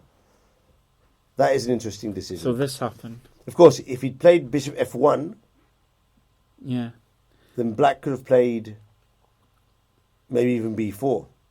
Yeah. Pick up the E4 pawn. Yeah, black does look to be in a sort of a very nice coordination for reacting. So, for example, if bishop F1 just trying to pick up this pawn, like you say, and B4 is coming, and we've got some good pressure on the centre, and then the bishop on H1 everything starts to look active there. Yeah. In these positions, you can see the knight on H2 is misplaced. Yeah. So there is a bit of an issue. Was good if black would have captured on D3. Yeah. But as black didn't capture on D3, he found the way to get around that. The knight H2 is momentarily misplaced. Yeah, you can't go back with your knights. Yeah, I did quite like this decision at this moment to go F4. Just the nature of the play would have changed a little bit. But for example, if this he goes back now, maybe knight F3. Well, yeah, the play on this side is a little bit slower. He's not going to get that B4 hit so quickly. So maybe we have time to play. And if takes, then you fortify this way, and maybe there's some attacking opportunities. But it's so easy to say, yeah, go for the attacking option. This was, I mean, it was a sensible positional move. But although, if it was a critical moment, he did spend only 2 minutes on it. Right. Yeah. But you never know. Yeah. That's the thing with these critical moments. Now. Yeah, yeah. Okay, knight ED7 after 21 minutes thought. So this wasn't an easy decision for Black for is Ghazi. a little bit not on the ropes, but has to be extremely careful with every move because White's centralisation means that there might be a tactical shot like a piece sacrifice or smashing open the position. So I'm sure that he's considered bishop takes b5 because the way the queen and this weak pawn are situated, after takes, So knight pawn takes, knight takes. it's all coming with tempo. Exactly. Yeah, but it actually pawn takes E5 e5 got played. Yeah, Okay. yeah. Because knight takes queen b6 maybe. Yeah, and then there's some issue with the e4 pawn, possibly. Okay. Although knight takes d6 seems to defend. So what's the thing there? So knight takes here. Queen b6. Maybe queen c6. And knight takes e4. Queen c6 looks nice. Yeah. So, and if we take here, what happens? Well, knight takes e4. Oh, okay. Must be that. Yeah, it looks like it's going to be that. And the b2 pawn is hanging, so there is a sort of there's an issue here in that if it were Black's move, then this knight cannot capture the queen because there's an issue on the 8. Oh. But is there any way to exploit that? Yeah, is there any way to exploit Not by it? capturing the I'm rook. not really seeing it. Yeah. Yeah. Okay, that's very interesting. And if, say, for example, we had this... Rook e1? Well, there's a save with this check. Ooh. Just in time. If the check's not there, it's busted. So on king h1, be careful, because taking a queen's going to lead to okay, maybe Ghazi calculated this variation in this 20 minutes. Yeah. I mean, for example, there's a move here like b5. this, and we can defend against the back rank quite easily. Yeah. Or even bishop b7 as well. Yeah, so maybe knight takes b5, queen c6, knight takes knight. Maybe this is working tactically. I mean, we've only had a brief look at it, so I'm not totally sure. But is there any chance that Gormali thought this was good, and then he found out that this was not good? And he changed to e5? This can easily happen where you sort of. He's getting 3 pawns in the attack, and then he misses knight takes e4. Yeah, because it's something that he could be thinking about at the stage that he puts here. Yeah, he plays rook d1, and well, not yet. No, f4 because the pawn is on c6. But when the pawn comes to c4, or maybe he's thinking it already. No, I think he's thinking it already because it's in Black's interest to create some counterplay on the white centre. So he has to hit this e4 pawn at some point. Otherwise, just having less space with the structure, it's giving White a free hand to go on the king side. So c5 must have been considered by both players. And then if Gormali's playing f4, knight d7, he must have considered the sacrifice. But to be able to see clearly the complications when you're considering all these lines from this position, it's a bit of a skill, isn't it? Yeah. You have to be able to picture the board in your mind, move the pieces in your mind. And, you know, when you say that you get up from the board quite often, I tend to get up from the board when I'm having difficulty in a situation like this, where by staring at the board, the pieces are on the squares that they're at, but it's difficult to change them in your mind. the game in your mind, it can sometimes conflict with what's on the board. That's why sometimes grandmasters are looking in the air. Ivanchuk is very famous for that. If you have a wander about, you're not affected by the current position. Current presence, yeah. If you can picture it in your mind and take a little walk and not necessarily switch off, but really start to analyse deeply, if you can, the scenario, then that can help. So maybe Gormali's had a walk round and he's seen everything. No, it's funny you say that, because many times you're walking around, or you just see some grandmaster walking around, and he stops and starts like that, no? And it's because he's calculated the move or saw a defence. Yeah. It's happened to me so many times where I've Did you see the Ivanchuk video where he was playing DOS with Khobaba? And then they call him to go and get his prize. Yeah, that's a funny one. And they give him the trophy of European champion. Yeah. But you can see... He's like... You can see that he's not in the he's moment. Thinking of the drafts position. The drafts game's far more important. He's like this. He's like this. Then he smells the flowers. Yeah. Then he goes back to thinking. And then he goes running back and he does a sequence and he wins the game. Incredible focus. Unbelievable. The whole. Yeah. But it's happened to me so many times where I get up from the board and, maybe go for a bathroom break or get a coffee, and whilst I'm sort of wandering about, still in the focus, I see something new, and I'm very grateful that I went for a walk. Yeah. It's avoided me from maybe playing a blunder or missing. This is so funny. I'm going to put it for the. Okay, you can copy the link. I'll put the link on in the chat for. So if any of you want to have a good laugh and see sometimes how focused players like Ivanchuk are on the actual game, in this case drafts, check this link out. Yeah. I'll leave it here for you guys. You get a laugh without that. Yeah. So he sacrifices the piece, and then he comes with quite a surprising move at first sight. So E5 comes in again. I mean, Gaz is more or less forced to just react here. It's the white initiative. Of course, he doesn't win the pawn, but he closes down the tactics on the E file. Yeah. So it's quite possible. Of course, maybe he's just calculated this from the start, but it's quite possible that he had originally thought of capturing the D6 pawn, and then saw that the tactics with knight E4 were unfavourable for him. Yeah, and maybe he thought they were good at the beginning because of the mate. Yeah, yeah. Okay, maybe the Queen D4 check at the end was a movie missed. Well, the difference with this position that occurs is that we were looking at exactly the same position, yet there is no pawn on E5. So, for example, here we have knight takes E4 as maybe possible, maybe working tactically. I'm not totally sure I trust that. As you know, we haven't got any engines here. But the good thing about that's the good thing about not using engines, Stephen. Yeah, no. Because I'm not sure it is a good thing. We could be getting a lot of abuse for this. but we're trying to get into the minds of the players and what they could be thinking. Yeah. And the reason why sometimes they play good moves and sometimes they play mistakes. Sure. Yeah. If we have an engine here, no, this is a mistake. Yeah. He played badly. But why did he play badly? That's the thing. Yeah.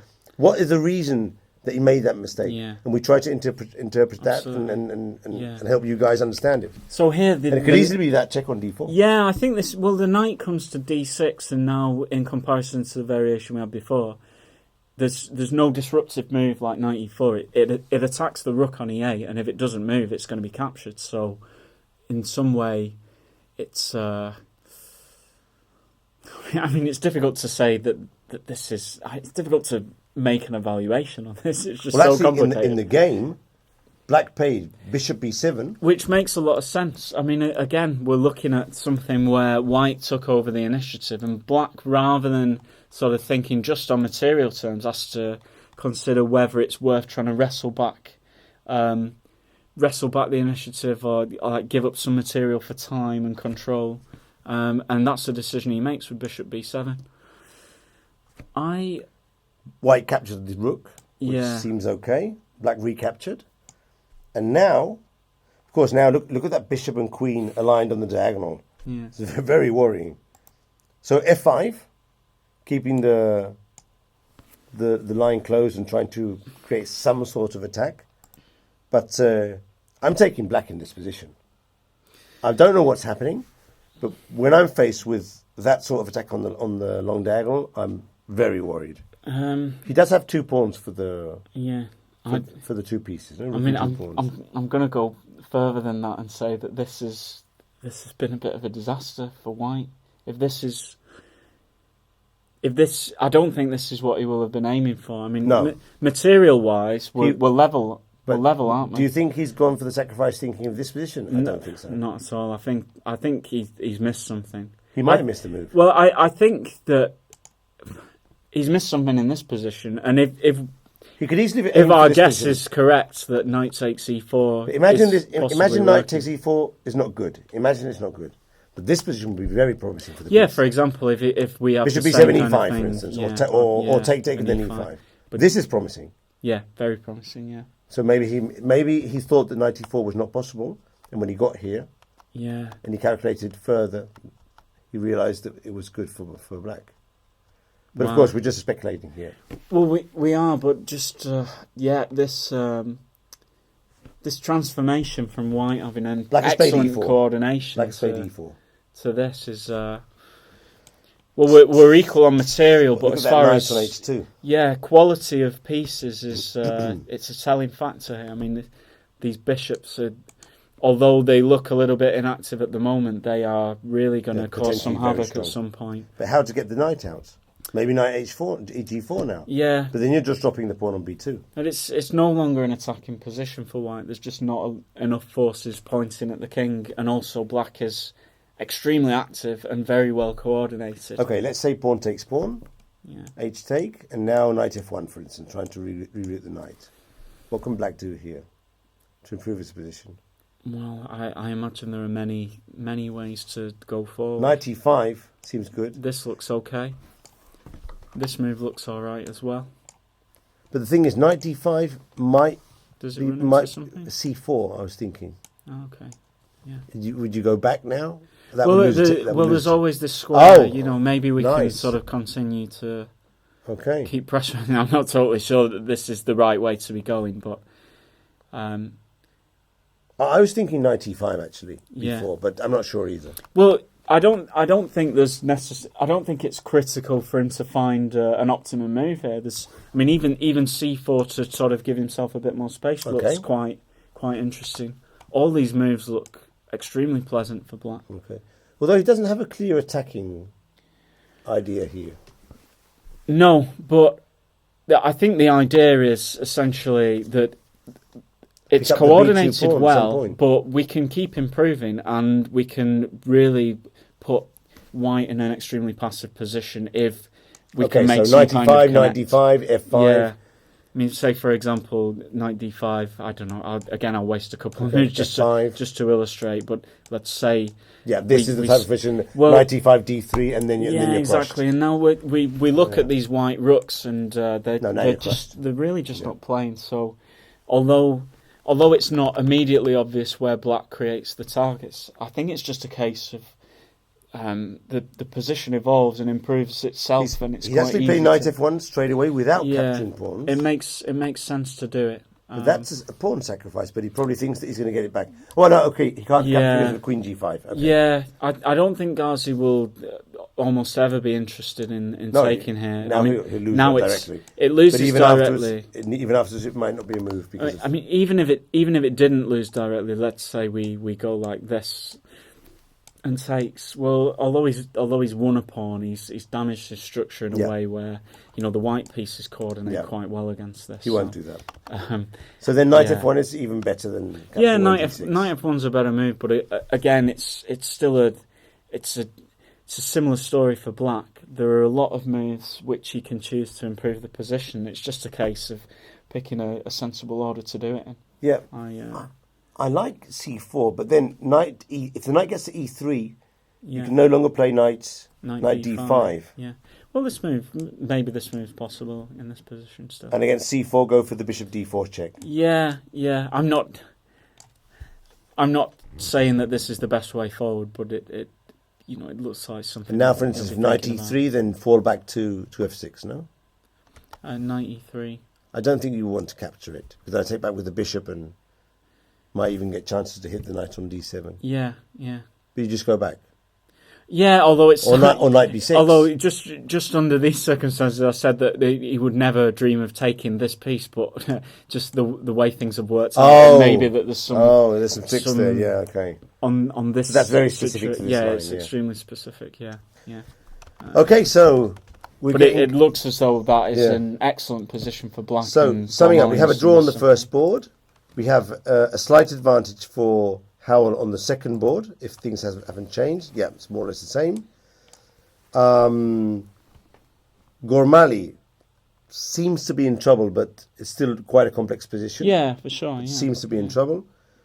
And that would just eliminate his chances of getting to the playoff. Yeah. Because he needs to win. Yeah. Anything else than winning will not be enough. And Zhao against Hanley. It's going to be two pieces against a rook.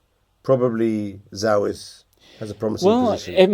It's something that we have to pick up because it's reached an extremely forcing situation where it's either won or lost. I think it's time for a break, and when we get back, this is the first game we'll pick up.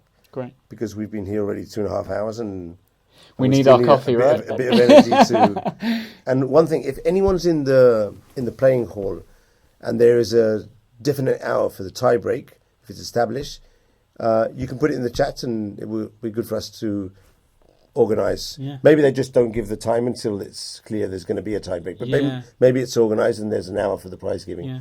If you know about it, well, you can tell us in the chat. Okay, see you soon.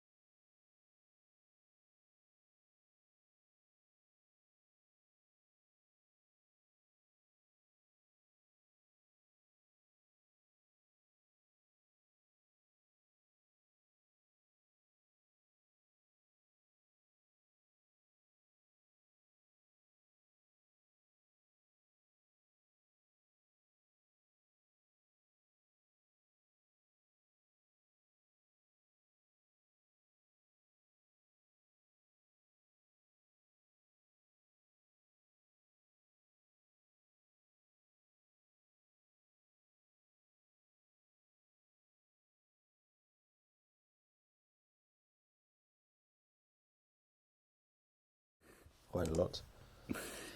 McGregor? You a Yeah. fan? Yeah, but there are many. Each division has its. He's the best in the lightweight division. Good afternoon, and welcome back to the 9th round of the British. We're in Hamburg and doing the commentary live for the audience on YouTube, Chess24 and Chessbase. I'm here with Stephen Gordon, Grandmaster, and who has played many times the British as well, and hopefully will play more in the future. For sure. The opportunity presents itself, yeah. And so we're in an interesting situation of the tournament because there has been a draw on the first board, which means there are 2 players with 7 points who have finished their tournaments, Luca Bashane and Gawain Jones. Yeah. And now the focus is on the other boards to see if, first of all, Ems can get any winning chance against Howell, which seemed unlikely before the break, but we'll have to check again. And also on the games between Zoe and Hanley, which in a curious turn of events, it seems that Black is now better. Oh wow! Okay. We probably missed some tactical idea before, and also Gormali, who is the 5th player who could eventually get to 7 points. Yeah, and he didn't seem to be faring very well when we took the break. So I think we should check on those 3 boards. Okay, and then carry on and see if there's any other action on the lower boards. Sure. Okay, so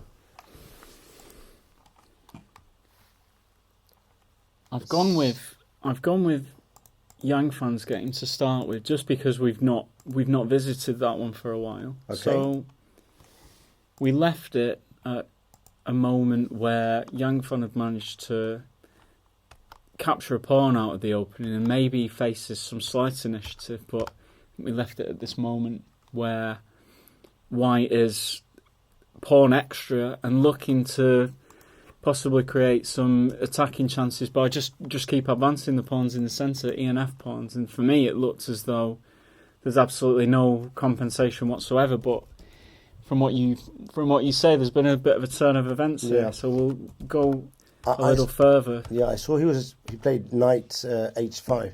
This is the move. This is interesting. Yeah, this bishop c4 move.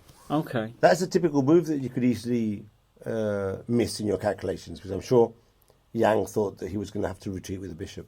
Yeah. But the thing is that after bishop takes c4, knight h5, there's a pawn hanging on b2, and that is the idea. So this is the problem. Yeah, I just thought that it was rook for 2 pieces and White was winning. But sorry, we went here. But yeah, after knight takes, if you recapture the knight, then queen takes b2. And what's the oversight here? Because it's just extremely strange. Well, it's the bishop c4 move, no? I mean, if he had gone back with the bishop, then it's just it's very surprising that that's missed, because Black has to do something. Well, he could have captured with the queen here, for instance. Yeah, he could. And probably White is better. Yeah, it'll be interesting to see how much time he took. Yeah. And even here, f5, if it doesn't come under good circumstances, then why rush? Let's see. So this was move bishop f4. Bishop takes f4. Yeah. Rook takes after 20 minutes, thought. Well, wow. Yeah, so he must have considered bishop c4 if he's spent that much time. But even after bishop d6, it looks as though White should have just sort of numerous queen moves that still retain quite a decent advantage. And even, as you mentioned, if he takes with the queen here, maybe he's got an issue with this straight away. But now the rooks are connected, so maybe he has other moves. Knight a4 comes to mind. Yeah, he's got to, or just take on f7 and then take on f7. Let's see what that scenario looks like. Oh, maybe it's not so clear. Yeah, takes back with the king and that's it. Well, e5 is controlled. It's kind of it's gone from Black is playing rook e5 and Black's the one who plays for an advantage. Yeah, for sure. I mean, this knight it can't be disturbed, and also controlling the pawn in front of the isolated pawn is.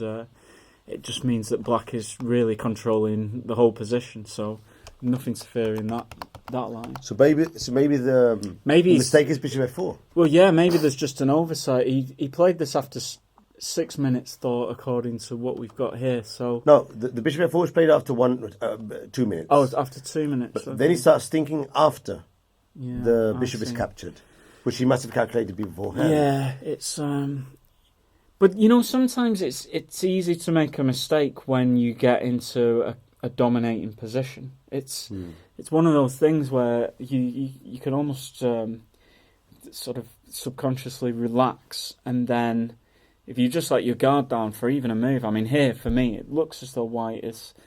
I don't even want to call it an advantage. I think it's completely winning. And there are numerous ways to show that white's dominance. And But yet, now I understand what's happened here. He plays f5, bishop d6, bishop f4. Of course, he's calculating that after rook takes f4, yeah, knight h5 is not possible, and the queen is protected in knight on c3, so queen takes b2 is also not possible. yeah. And then he gets here, and he probably is here, now he's seeing Yeah, you the must problems. realise at this But he stage. probably sees that queen takes f4 maybe is even worse. Mm, Because if you take with the queen now, yeah. then I go for Yeah, queen this takes queen pawn. takes b2 line that we just had a quick look at.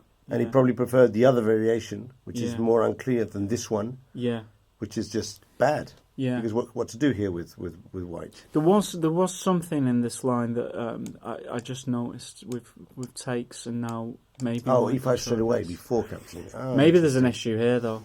I mean, it's very But possible. now that rook takes e6 is possible. rook takes e6. Oh, and then take on g5, and when he takes on e2, maybe. Well, this is it's actually Queen extremely G5. complicated, isn't it? Because you can sort of It looks good with queen g5. you're a here. pawn up here, but that's game over, right? Yeah. It's finished. So it's a But- very tricky position. Yeah, I think it feels as though something is wrong for white here. Like, he shouldn't be getting away with this. I mean, for example, rook d4, I think it's going to be quite difficult to keep the queen threatening the mate Yep. on this side. I don't actually see which square the queen goes to in that instance. Because queen g5, you're thinking rook g4, no? Yeah. Oh, it's extremely But complicated. here there's a huge amount of tricks. For instance, pawn takes Yeah. f7, Yeah, maybe. and then queen g5. Maybe we can just drop back on f2 like this. Now, this can't be the reason for... No, the thing is, pawn takes pawn wins for white here, because your queen no longer attacks the e5 pawn. So I play Yeah, I queen see, g5. yeah. And just move the queen, yeah. Oh, and then no, you can't play rook g4 because the queen takes rook. That's the thing. I see. So that there's many can't be the tactical move. tricks here, but it's a difficult position to analyse all these different Yeah. options, possibilities. But it's possible that he's missed something in here. I can't... It's not immediately obvious to me what that would be.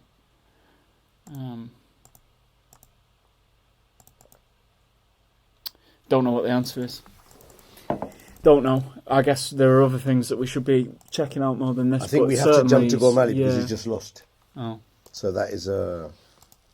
Well, from the position that we saw just before we left Yeah. at the break, it's not really a surprise. I think something... Let's there see was what a big oversight Yeah, let's in see that what one. happened.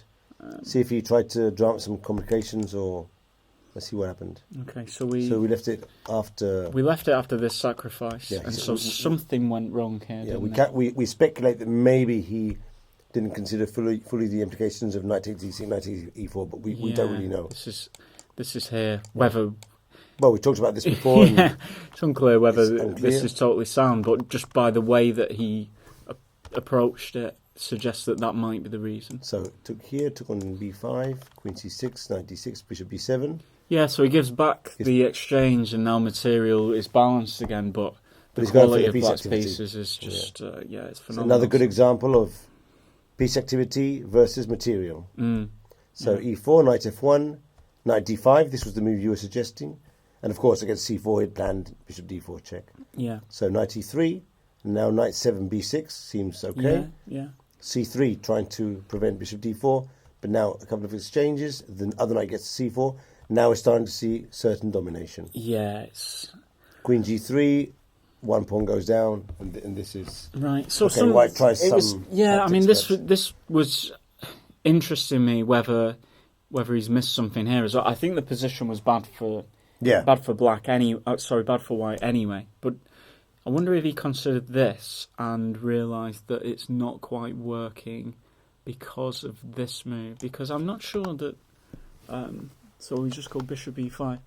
I'm not seeing the other move for black here. So, for example, if this queen retreats to somewhere safe, I mean, Obviously, that's a bad just move to show because that rook is takes not d6. safe, yeah, Very and the good. queen is going to drop Yeah. on the next go. B6 is strange, too many pieces on the b file. Maybe queen Yeah. c8, If this, then but then there might be sacrifice. well, there. there's just a big problem, isn't there, after this? Oh, this looks good. And then if takes, it's going to end in mate. And if you don't take it, you're made as well. Yeah, and if you go here, then unfortunately you can just force through in a different way. So, so these lines. But he can't have calculated up to here when he decided on bishop takes b5. That's something chance. that's not. No. But maybe when he got to this position, he was maybe thinking of this idea and missed bishop e5. But Yeah. his position was already bad. Yeah, it's So- it's not like we can suggest a way out. I think the inevitable is it's already there. So after rook d6, I think that this is the winning move. Because if takes on c6, well, it's just hopeless now. We're hitting both rooks at the same time, and we've got some extra material. And if white were to try and cash in this way, and takes, rook takes, bishop takes. Oh. Isn't there a mate down? Oh no, sorry, the queen's protecting. Sorry. Yeah, no, this is always e8's covered. I mean, we can try the check, but the queen covers. Correct. But also in this situation, if takes, rook b1, it's just something I was considering as maybe again, getting back. There's the defense of the mate. Even e3, but knight c4 is This winning. is the thing. E3 might be working, But and knight it c4 might is be a good as well. forceful way. But yeah, we can just move this, and we're covering the background. It's a bad position. There's no solution now. Yeah, just no solution. So how did the game finish? So He played rook played b1, rook b1. bishop e5 anyway, Yeah. queen e3, knight d3, and now black is just crashing through. I mean, all his pieces are attacking the Yeah, king. it It just would be surprised to me that there's some sort of attack now on the king's side. Yeah, I think it became a bit of a non-contest actually. Even in this position where we've got equal material, if black plays sensible moves and is active with the approach, then it's really just curtains for white. So it's very unfortunate. Something went very, I must very say wrong that with Gassi finished off the game very well. Yeah, Because I mean, he could make a mistake as well here. yeah, And he played very good moves. Bishop b7, e4, knight d5. yeah. All his moves were very active. When he very got well on top played. of it, it was just clinical the way that he finished it. So Very well played. yeah. Do we see? So okay, we'll just see it to its end. But I mean, essentially, at this stage, black is completely activated and is actually material up in the final position with dominant pieces everywhere. So it's time to throw in the towel, and that's very unfortunate because that is. He has played a very, very good tournament. Well, it's the best what do you think position that could have happened? he's been in a Because British yesterday was a Championship. bit dodgy Yeah. against Hanley, and today he just hasn't had a good day. What could have happened to you? I think, well, there's maybe it's difficult. speculating. Yeah, You it's never difficult know. to speculate too much. But As you sense, know him, I sense a little bit of indecision as to how to approach the situation here because bishop h6, knight h2. We're really lending ourselves to throw the pawns forward on the king's side. and then he didn't do it. Then there's a change of pace. But we thought that rook ad1 was okay, but in hindsight we would have played f4 straight away. But every tempo matters here because black is pretty well coordinated as well, and there's going to be action in the centre if you give black the time. So it appears as though after rook d1 c5 that black was given that extra tempo to create sufficient enough threats against white's centre that There's no time to bring the knight out. well, yeah, it was just a sort of he lashes out. If the knight was an f3, you play knight g5 and everything's okay. Yeah. You defend the e4 pawn, you start creating threats. Yeah. So it's just one tempo. Yeah. So let's say he hadn't played rook ad1. Yeah. Let's say he plays f4 straight away, and just if black goes back to d7, Yeah, then The it's a move completely before. different situation. the knight f3 c5, Yeah, there's no threats here, so knight f3 c5, and knight g5, for instance. all right, I see. And Yeah, very and nice. Now you're starting to get your pieces into good squares. Yeah, and okay, these no longer come with the same kind of Bishop f1, effect. I don't know whether that's the correct square. It may even be that this bishop should and go to go to here. and then go to and f3. then, yeah, we get some. And now rook ad1, and now I'm coordinated. Well, it's a very attractive position Yeah. for white at this stage. Yeah, for sure. Okay, Yeah. so Grander was right. We just can't move our knights back. Yeah. We just can't bring them back. So I've got a student. He's a very nice kid. And we're trying to solve this problem, but he just loves playing knight h2.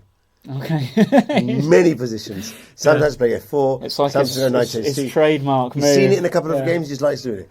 But many times the knight stays there too many moves. Yeah. I can tell him, look, the knight's been here for 10 moves. If you're going to play this move, you have to come back. Right. You have to come back. I You think just can't leave it there. it sounds like he wants to play a game where it's on that square for a long time, and it's... No, he wants to come back. He wants to come back. But the thing is, he just finds other things to do, Yeah. which he thinks are better. Yeah. And I've more or less forbidden him to move his I'm knight sure back. he'll lie no out that knights habit. back to h2. Yeah. Forbidden. Okay. So where else are we? So let's go to the Rahal game. Let's pop over there just for a moment to see if he's really grinding Ems down, and let's try and rate his winning chances. So I think we left it around this moment where Ems decided to We were seeing up to Queen f3. to get developed on this f5. Well, this diagonal. It's relatively active. Doesn't really point at anything, so I think it's just a case of Ems is going to have to go at some point. Bishop g4 gets played. David decides interest to go into an ending. The weaknesses that Black has on the queen side are going to be passive there. So M in exchange, but David's insisting that it happens. So it happens under. It would have been a less favourable circumstance for Ems to take here and just invite the white rook into the play straight away. So it happens under slightly more favourable circumstances for Ems, but essentially and excellently placed minor pieces. He does get the rook to d2, but it seems that's not. But this again, it's just really not going to be possible, unfortunately. So it's a temporary placement. For now the weakness of a5 is beginning. Yeah, so we see. Okay, this rook has to go passive. Then David can start to bring his guys in. f7 is being hit now. Yeah, and so another weakness has been forced here. Bishop e6. So Ems is giving a pot for it. He's managed to maintain his rook on the second rank, so it's sort of this trade-off. Does he go completely passive, or should he give material and try and stay active? And in general, his approach is some of these rook endings upon down are still drawn. So yeah. So I like, in principle, I like Ems' decision to give up a pawn to remain active. a4, nice. Oh, it's a nice move. Yeah. Very nice. Yeah. So we have to see what would have happened if he captured the pawn straight away. Yeah, I imagine that Black plays a4, it, and then we're turning this what was a passive rook as a defender and starts to become an active rook. So I can already see here that a rook ending with 3 against 2 could be yeah. So be possible. I mean, if White were to be very sort of C6, accommodating, c6 for a2 and yeah.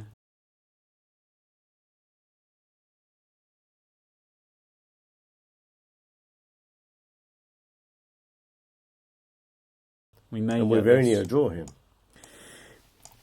Unless there's some tactical situation with knight on d6 and rook c8, but if that's not an issue, then this would probably be a draw. Yeah, it's a dream scenario. Considering the difficulties that he's faced with in this position, Ems would really like a simplification where he gets some exchanges, and even if he is a pawn down with the 3v2 on the king side, it's excellent drawing chances. So a4. Yeah, I like it. Move. I like it a lot. It keeps this knight as an active attacker, forces this guy to remain defensive on the a pawn, and he's not so worried about capturing this e6 pawn because his rook remains active where it is on e7, and that pawn is essentially going to drop off at some point anyway. So White retains all the advantages without cashing in, and I imagine that we're only on We're on move 28 here. Maybe we've gone a bit further, but Ems has got quite We're a on lot move of moves to 28. play. Rook c8 was the last move, and now it's White's turn. Rook c1. Now I think Howell is he's really getting into the position because he's spending already 5 minutes. He's leaving himself with 8 for 12 moves. Yeah. But this might be a critical moment. Now he's considering if he needs to capture the pawn on e6, Well, there's a few or he different can ways, improve his position Yeah. even more. There's capturing on e6. There's also capturing on a5 now. Is a different way of winning Oh. the pawn. So he has to choose between two interesting endings. Yeah, so this is why Howell can't just. He's not going to play sort of automatically, quickly. But this He's is going to try we and were talking about maximise it. yesterday. Yeah, In principle, he'll make the best decision because Yeah. that's where maybe his expertise resides. Yeah, His yeah. 2700 expertise. yeah, Two interesting options. Which is the one that will give him more chances Yeah. of getting to that ending, which he thinks will be winning? yeah, In contrast to the other ending, which might be better, but maybe not winning. yeah. So this is where I would take these- the a5 pawn, but Okay. I'm a patzer. Oh, come on. But No, you're not being fair to yourself to say that. But certainly this is where players of David's class stand out because, you know, maybe there are many of us maybe on the sort of lower rated side who would spoil the chances here or let things slip or let a bit of counterplay for the opponent. But these guys just clamp down. Yeah. And it's like they get a grip and they are just going to squeeze and never let go until, you know, there's no life left in the position. But I'm thinking that if I capture on e6, Yeah, black can play rook b8, okay. and the knight doesn't have a good square because Yeah, the pawn on b3 is falling. yeah. Maybe knight d6, There is this, isn't there? rook takes b3. There might be some mating ideas down the bottom. Let's see, rook e8. He has knight f8 still. Yeah, there's this block, isn't there? And now rook takes could c6. take, yeah. So he's probably calculating some of these ideas. And this looks very aggressive, unless you're mated with rook b1 and rook h5 mate. Wow. I hope he watches out for that. Wow. Yeah. Yeah. Well, Pretty sure we're not going to see it, but No, of course, but look, it's but there. these are the things that have to be calculated. Yeah, I That's mean, there. that you know, David would never allow this because but controls the key, and even if he hasn't that's what seen he's it so before, he'll skilled see at. it when he gets to this position. Yeah, yeah. So that's but, for sure. No? But it just goes to show that when black activates, it's not necessarily, you know, just because white's a pawn up, it's not all white in this position. Yeah. So David will be looking to choose a continuation that, you know, pushes his advantage further, but retains the control that he needs. Is it the moment to play some sort of f3 move or some g4 move with the idea of improving the king, or we really need to take the pawn? It now? may be, but he's going I think to he'd go for really the be pawn now. considering how black activates from this position because. So either c5 or rook b8. Yeah. Basically, those are the two moves. No? Yeah, I mean, essentially, something that's gone slightly wrong for black with the coordination is this rook on a5 Yeah. is now very awkwardly placed. We've still got an active rook on d7. All that white needs now Rook is c4, to g4, get for this. instance. No. Yeah, Just if we this start off guy with can that. get involved. Actually, he's lost the it. route into the c5, rook c4. That would be a very strong idea. Yeah, yeah, If you get to g4 and then h4, yeah, exactly. or f4 around that area, Yeah, and then if we can double rooks on the 7th, he's dead. there's nothing to talk about really anymore. It's just a case of. So maybe instead of Mind c6, sweep, but if you play rook b8, then I can take on c6 and you can't recapture because of the mate. So this is starting to look good. If this is forced. Yeah, yeah. But can black play rook f8, king f8 against knight takes a5? In this position, king f8. That would be a Very shocker. nice. Yeah, yeah. I mean, this is the thing. He's just got to He's watch gotta out for calculate, these yeah, tricks yeah. for sure. Yeah, Because now if he captures on e6, he loses the knight. yeah. And if he captures on c6, he might have rook take c6, but then things are looking very, very tricky. Yeah, I think we can rule out these ideas because after takes, but it's black will never lose. Yeah, yeah. And But also, he might even win with the we knight. should takes maybe c4. just show on king f8 if knight takes c6. So that's why he's thinking. He's been thinking for nearly 10 take, minutes. yeah. He's under 5 minutes, but it's because that's a very tricky position. Yeah, this is David's difficulty now. He's clearly better, but he still has to. He might have seen He these still has tactics to be and- accurate, and he has yeah. to be very accurate now. Yeah, one slip and black can just activate, and then the position is balanced again. So So maybe he has to go for rook e6 then. Let's see that variation again. So rook here. Which by the way, he's just had taken, rook okay. takes, yeah. And what did we want in this position? We wanted rook b8. And rook b8, which hasn't been played yet, but. Okay.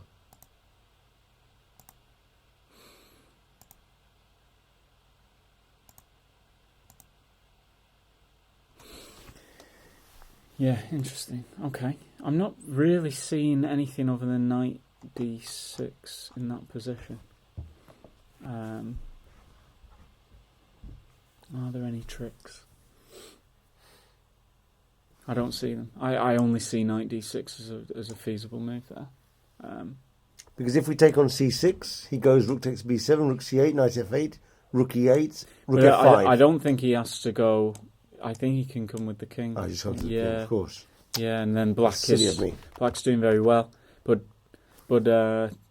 I can't see any other trick. I was looking for something that might work related to taking the pawn. It's just too far fetched to do this. I mean, for example, you can come back and it's just not working. So rook b8 has been played. So knight d6, rook takes b3 looks as though it's about to happen.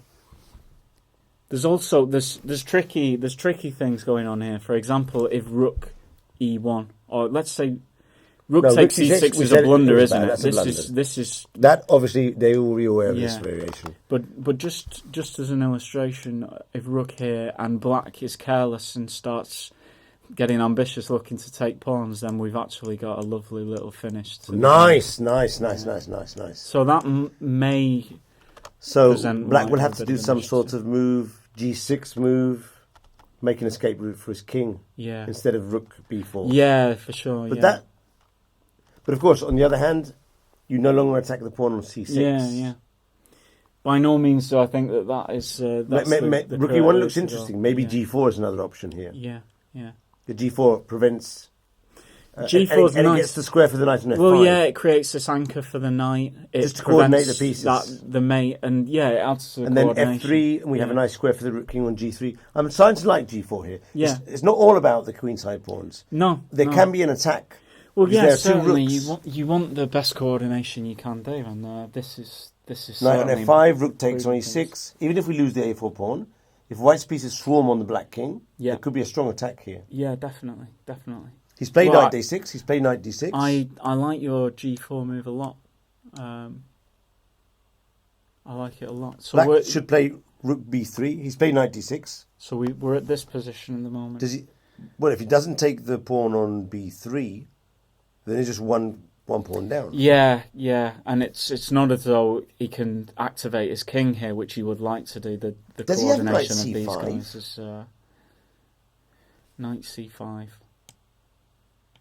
Well, worst case scenario, David can look to We have go to do rook rook e8 e8. check. But I think that's the only move he's got now because. Well, maybe. Because where can the rook go?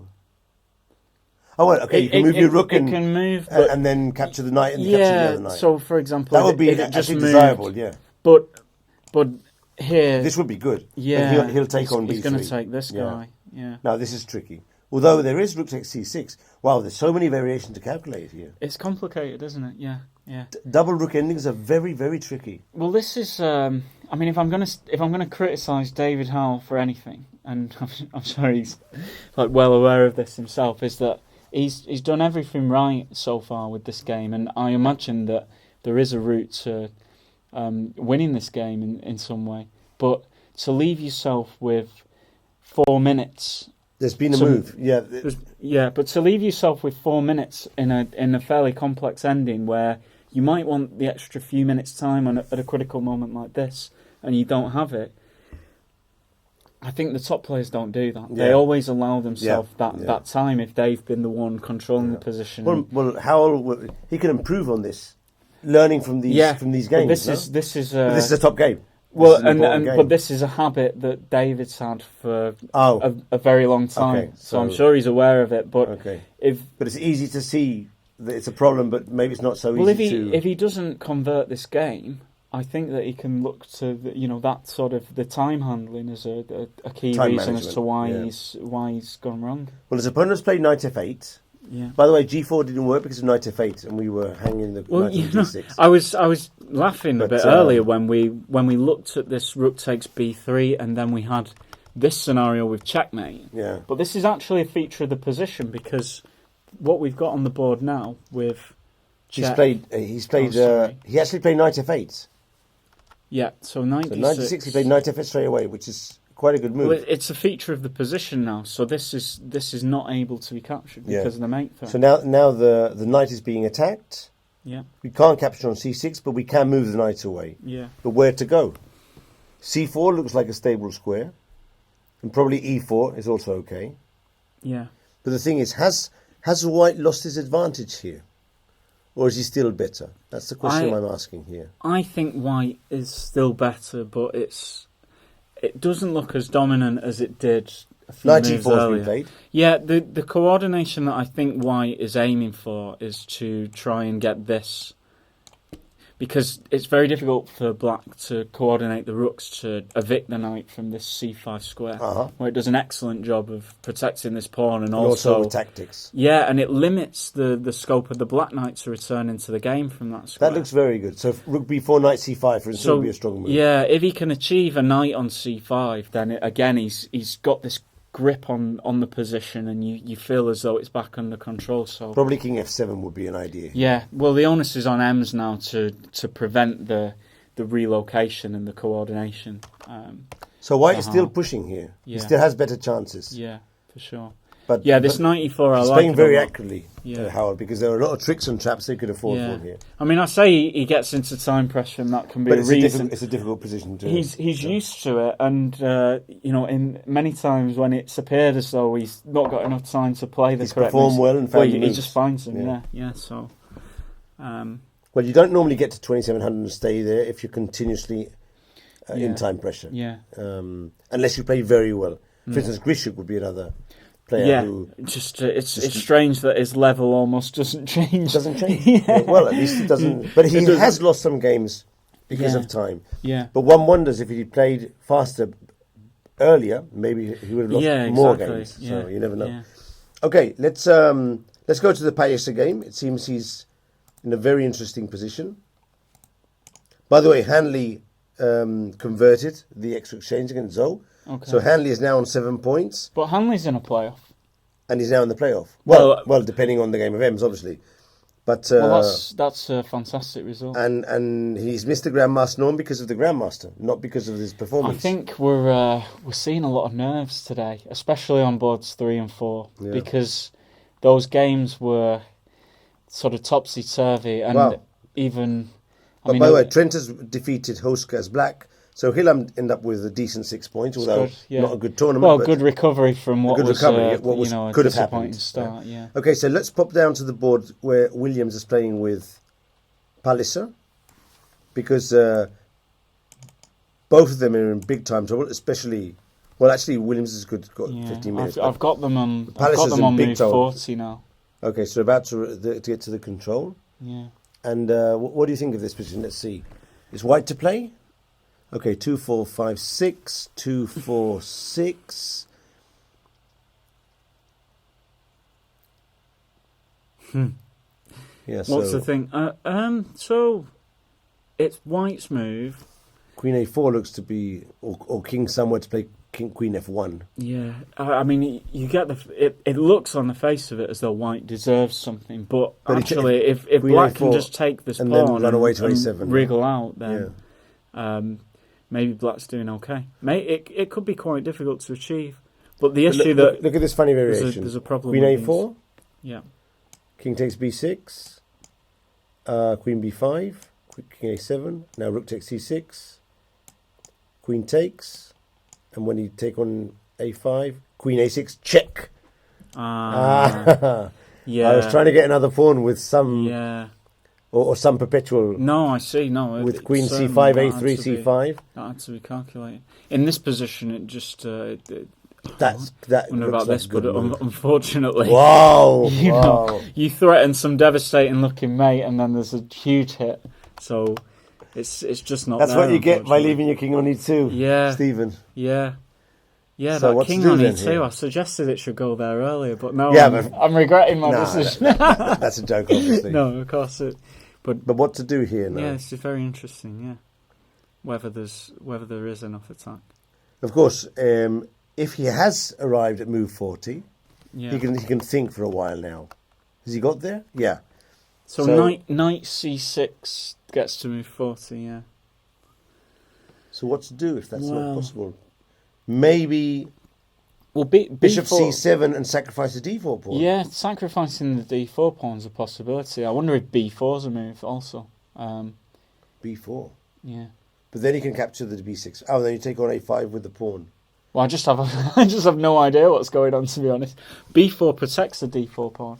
The queen's nice. So I mean, this is maybe something to seriously consider. And if king takes b6, just at b5. I actually quite like the look of b5. Yeah, b5, and then are we mating him with bishop c7 with b6? The pawn. No, we're mating it's him a on serious a5. thing. If the knight moves, then check and mate.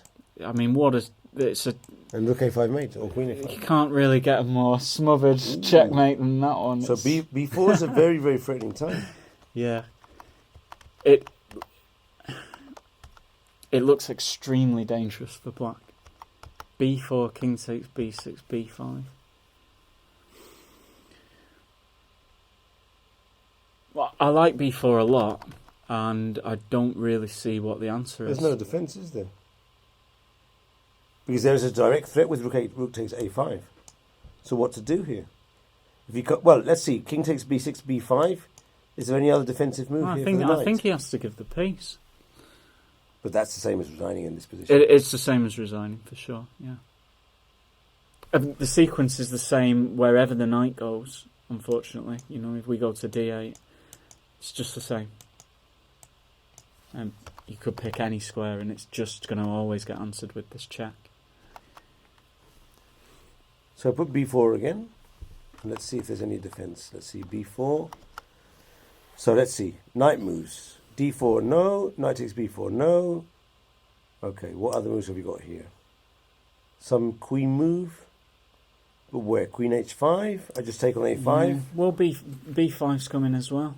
Maybe you just play b5 and transpose into what we have after this.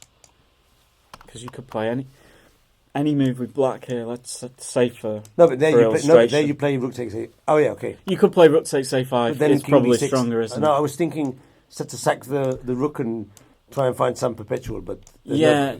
I mean, f3. There's nothing. Yeah. Everything wins, doesn't it? But just as an illustration, this is just a transposition back into something that wins as well. Rook takes a5 is a stronger move, but I don't know. b4 looks as if it's winning. He's played b4. Well, I think it's so. I think it. Just with the further analysis we've done, it's actually not that interesting because he can resign. It's that bad. Yeah, the key idea is the bishop c7 check. Yeah. And creating the mating net. Yeah. There's no move here. Unbelievable. No move at all. Well, it does look on the face of it. Hold on. Oh, no, okay. I was thinking a4, which is ridiculous, but no, well, it may keep things. Oh, you play b5. Okay. There's going to be this, but I was thinking queen takes. Yeah. And of course, if you go king b6, queen b5, then king a7, but you go rook b5 as mate. That's the problem. Oh, okay. So again. Yeah. It is a bit unsurprising that he's played king takes. So okay. let's stay here. And then we get b5. And see b5, and let's see if there's any surprising defense that we've missed, which could easily be possible. Yeah. Because we're not using computers, and sometimes there are surprising defenses here. I don't see it. Yeah. And if you can't move the knight, what other thing can there be? I just think this is stone cold. A4? Finished. A4, let's try A4. Well, it keeps... Pawn takes. Is there any way to stop a direct mate there? I think mate is sort of inevitable anyway. King A6. Now bishop C7. Well, actually, this is nice, isn't it? Wow. And just force it. And check and... nice, very nice. Yeah. Okay. It's gonna be over. But we sort Simon of Williams, but well, no, I mean, I think this variation is very double edged, and you kind of get what you deserve for playing it. You know, if you are accepting that you're going to have a weak king. I've been crushed sometimes in French defence. Yeah, I mean, if you're willing to go with this, although G5, I don't play the G5 variation, no. Yeah, I'm surprised. But I've been crushing any other variations. Well, we've seen 2 games at the top boards with this variation, and I'm very surprised that in both, White has been able to maintain the pawn on d4. I thought the idea behind this G5 was to make sure that you won a pawn in the centre, or force White to capture on C5. That gives you dynamic compensation. But just to be able to force White to concede something in the centre in some way, but it just looks. Well, then what can't be a good move is pawn. Because if you play this same position, go back a few moves without exchanging on d4, and you play rook g8 straight away. Oh, I see what you're. Yeah. Then the knight will not be able to get to b3. Yeah, so that's a nice. So let's say bishop b3. Yeah, same moves as in the game. G4, take. Of course, there may be other moves, but the same variation. You play king, queen, you can't go to b3. There's none of this going on because of this. Yeah. Yeah, and maybe it's a little bit more flexible. But like you say, there are some variations where, like say for example, if White's given the opportunity, then he takes on c5 and the knight d5, the knight d4, bishop b5, and it's a mess. I think actually now you play. We've moved that rook away from g8, so we have to sort of. I think it's knight takes and bishop b5 check. Yeah. Knight c6 again. But the pawn is not falling. I'm not sure about this rook g8 move. Well, yeah, it's you're immediately sort of treading on thin ice. It might. If you don't, I'm going to just check for a moment. It would be incredibly surprising if Simon's made a mistake as early as that, because he should really know this variation. I have a file on this variation. You can expect this, but just the way that the opening developed and White was able to maintain the central pawn chain in the way that he did, it's not a good advert for this variation for me, and it's quite surprising that we saw this in 2 games where White has been allowed to. So rook g8 is the main move. Okay. But and White's playing g4. So, sorry. The bishop e3 is played by Zhou, who's a strong player against Chow. Okay. And Black took. So they were following the game Zhou Chow, but without this g4. Right. Okay, that's interesting. Yeah. Well, sometimes it's. The top players aren't. They can mix up the move orders sometimes in opening. Nobody's sort of immune to that, and. But there's fewer games than I thought there were in this position. So yeah. So it's not really been a good advert for the French. The 2 games that we've had over the weekend. Okay, so Payet has won. Simon Williams has resigned. Yeah. He won't be content with his performance in this tournament. No, he's lost 14 or 18 points, which is 1.5 points below expectation. But these guys turn up to win. This is the sort of pinnacle of the year. Let's okay, if I have a bad tournament here or there, no matter. Let's take a month before the tournament, get my opening sorted, get in a good frame of mind, maybe take a holiday, get fresh. And this is the big one for me. This is the one I want to win. It's an important one. And so, yeah, I mean, the sort of start that I think Simon had a difficult start, Lawrence had a difficult start. Yeah, it's pretty painful because this tournament means a lot to people. People are trying to win, and when you start off and you climb in a mountain after 3-4 rounds, it's it can be a depressing 9 days at the office. So, if you want, before we carry on watching the game in the... Wow, this is an interesting game. Jackson against Adair. Okay. This is a good imbalance, material imbalance. And I don't think we've gone through it, but at least we can see at least the moment where Jackson with White. Jackson was playing for an IM norm. He needed the win. Or at least a draw. Maybe a draw was enough in the case of Jackson. Let's have a look. Yeah. So should we let's go for the moment where the action starts. Maybe around move. So we've got move 16 more or less. Yeah. So we've got a Najdorf, and it's quite a sharp variation with this g4. And, okay, we get something quite interesting there where white's been forced to move the bishop back to c1. But there's some action going on. I mean, it's very difficult to comment quickly on what's happening. Let's just more or less move on to see where... Okay, so... Because there's a moment where there's an exchange for queen for 2 rooks. That's more or less the moment I'm looking for. Right. Okay, so knight e3, take, up to here. It's a bizarre this is coming. This is beginning to be interesting. So black's given a pawn, but very active. Here is when he's sacrificed the queen for 2 rooks. Okay. So what do you think of this sacrifice as a knight for yourself? Normally queen for 2 rooks, queen is better when the king is protected and the opponent's king is more or less misplaced. So normally I'd be taking black in these positions. Yeah, I mean king's safety and coordination is a huge factor as to why black probably has full compensation here. I mean, king's safety, black has absolutely nothing to worry about, and quite an attractive route into the game if necessary. In the light squares. And this queen and bishop they control a lot of squares and just extremely active. This king is going to be drafty for forever, and white's pieces they're not very well coordinated. So my guess would be that black is better in this position. It's more than full compensation, but. Only taking a brief look at it, it's very difficult to... But what has happened in the game, and by the way, there's been a result, so... Okay, shall we carry on? Rook d3? The h4 pawn... Yeah, dropped. So this was another problem in that there's a fixed weakness, and if white is going to try and activate, then he's going to have to accept that h4 drops, and then black will have...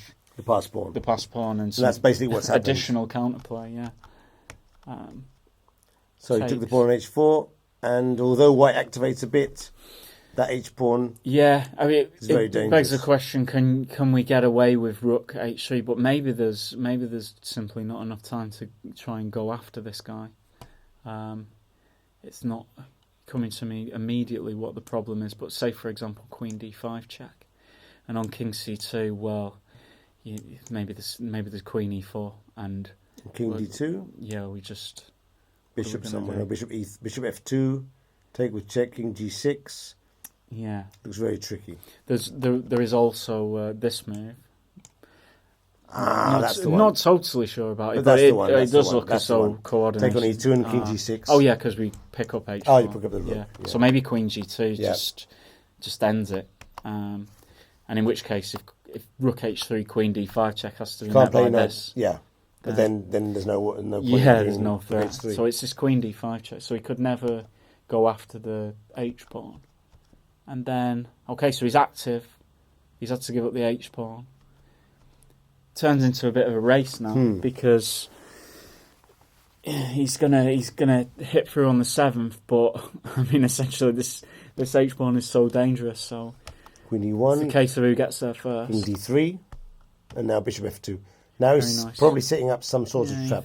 Threatens to pick up the knight. This way. And probably mate. That's actually mate. So it's a mating threat. Right, I see. This is going to be mate. But that stops. Rook takes f7. Yeah, so now he's busted. Just quickly show that's he's a busted nice checkmate. Yeah. So he played rook a2 to protect against that threat. Yeah. But now, of course, h4, and the game is over.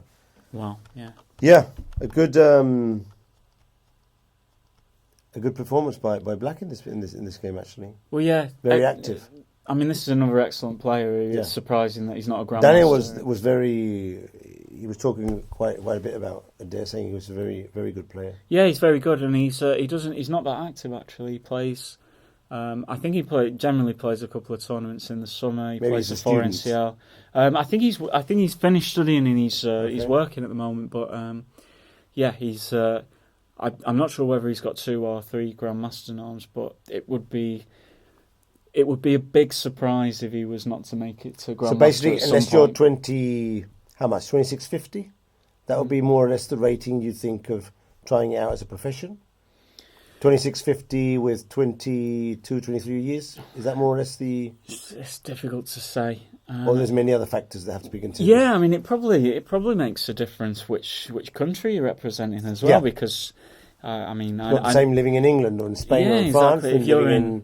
If you're in Azerbaijan, for example, then you or Peru or somewhere where the minimum wage is so low that it doesn't really matter. No, you're not risking much. Yeah. So some countries, if you're a grandmaster, you might be very well supported, whereas in others, you might have to be the best in the country. I mean, I was speaking to a friend from Italy recently, for example, and they only send they're only going to offer conditions to their national champion to go and play in European individual championships, and I think a lot of countries are like that. So if you're not the number one, then maybe you don't get the support. So it's difficult to say.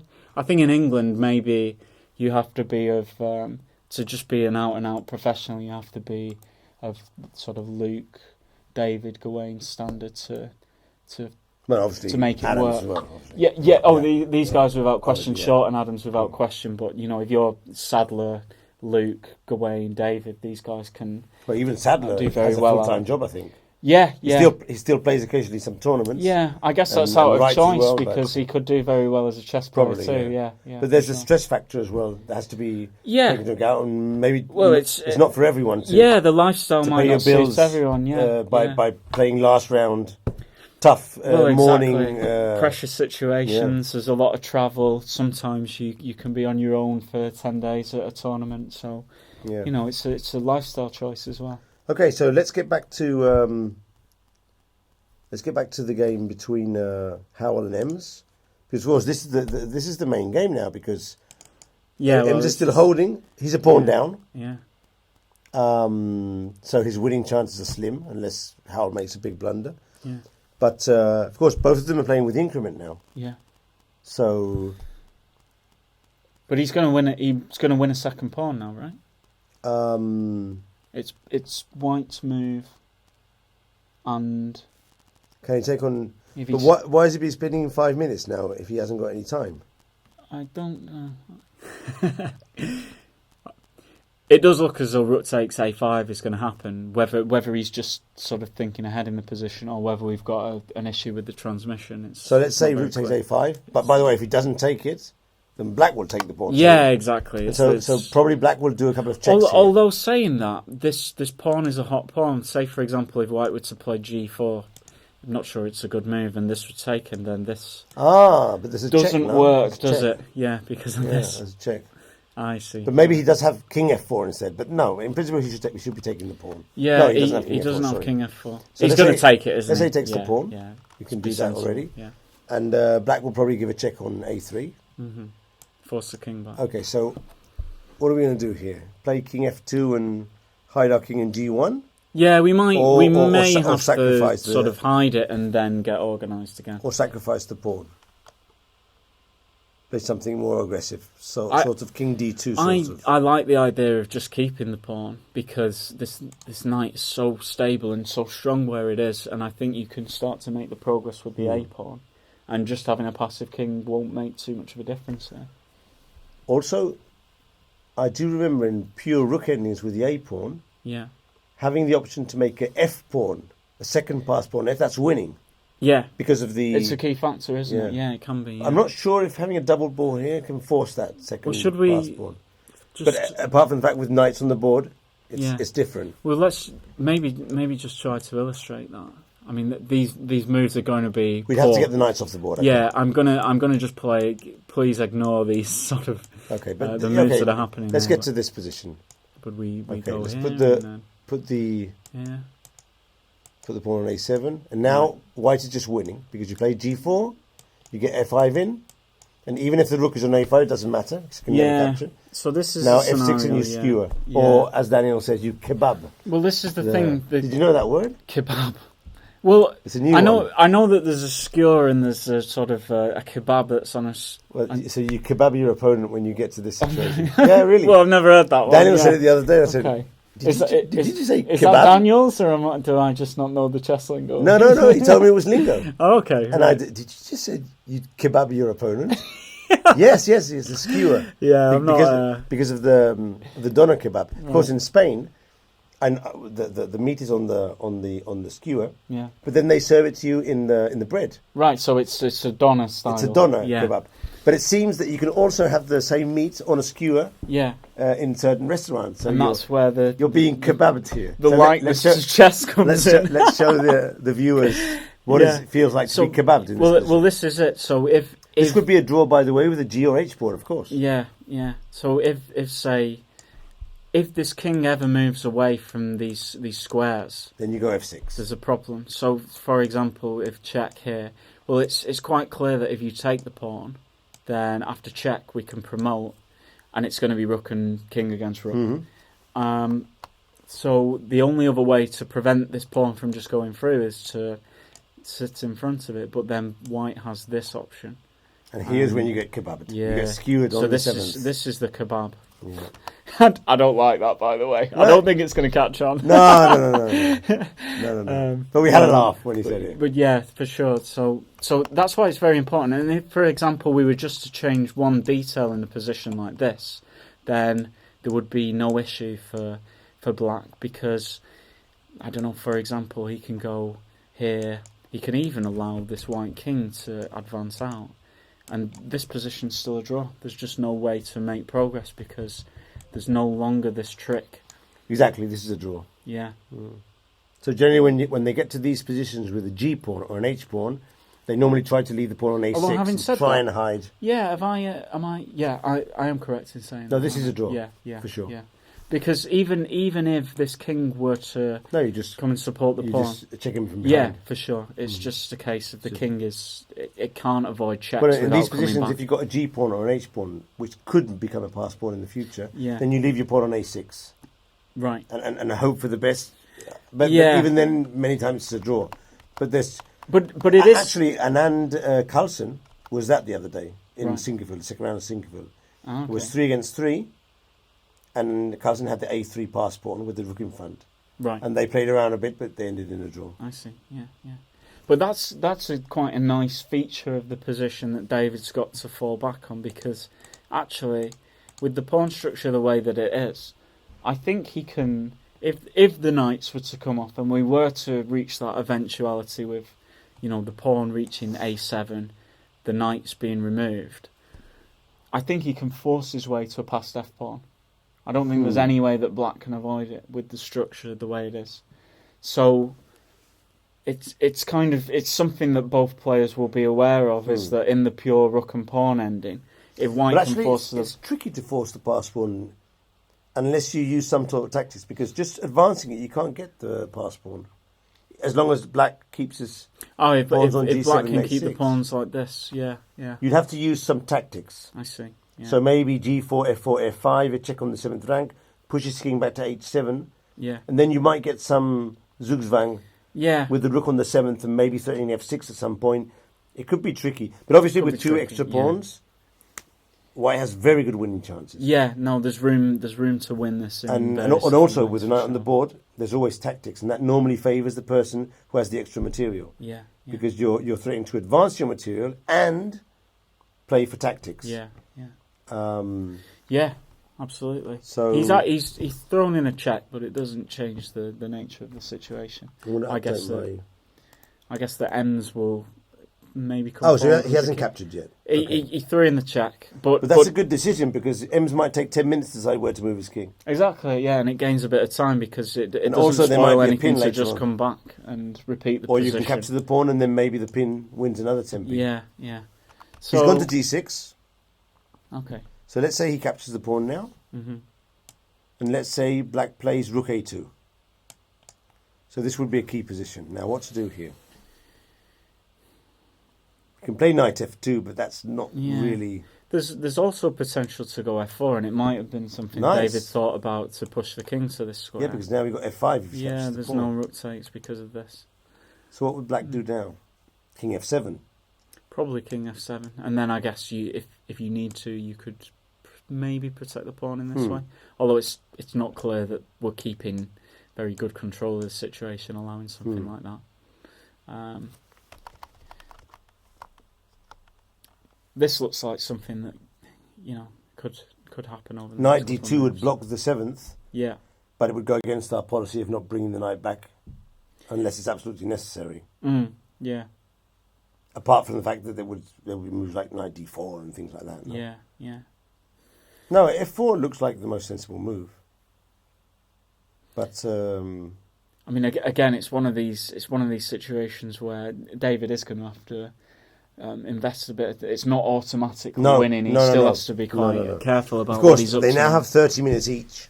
Yeah. Well, 30 minutes for Ems and 20 for David. So we'll get back to this ending in a while. So I think we could go and see some other games. For instance, we hardly haven't seen anything of the Hawkins-Wells game. Yeah, I don't think we've seen it. Should we go very quickly? Yeah, sure. Okay.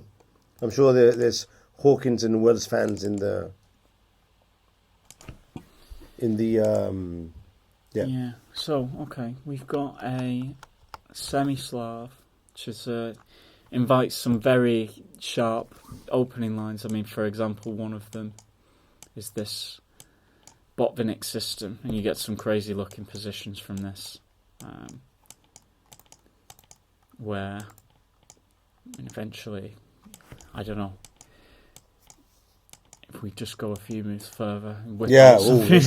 But these are crazy positions. I remember there was a game years ago, Ivanchuk, he sacrificed his queen on G7. Yeah. You remember that one? Some absolutely crazy things are going on. There was a bishop on H4 and he went queen G4 and queen G7. It was an outstanding sacrifice. Yeah.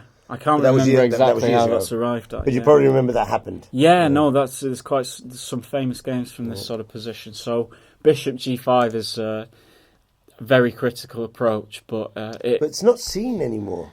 Hardly anyone plays it. It's the Moscow variation, but not this one. But these positions rely so much on computer preparation, and I think players are getting a little bit sick of having to go so deep with it. So the move that Hawkins chooses, it keeps a bit more tension, and there's a bit more room for like human improvisation. Yeah.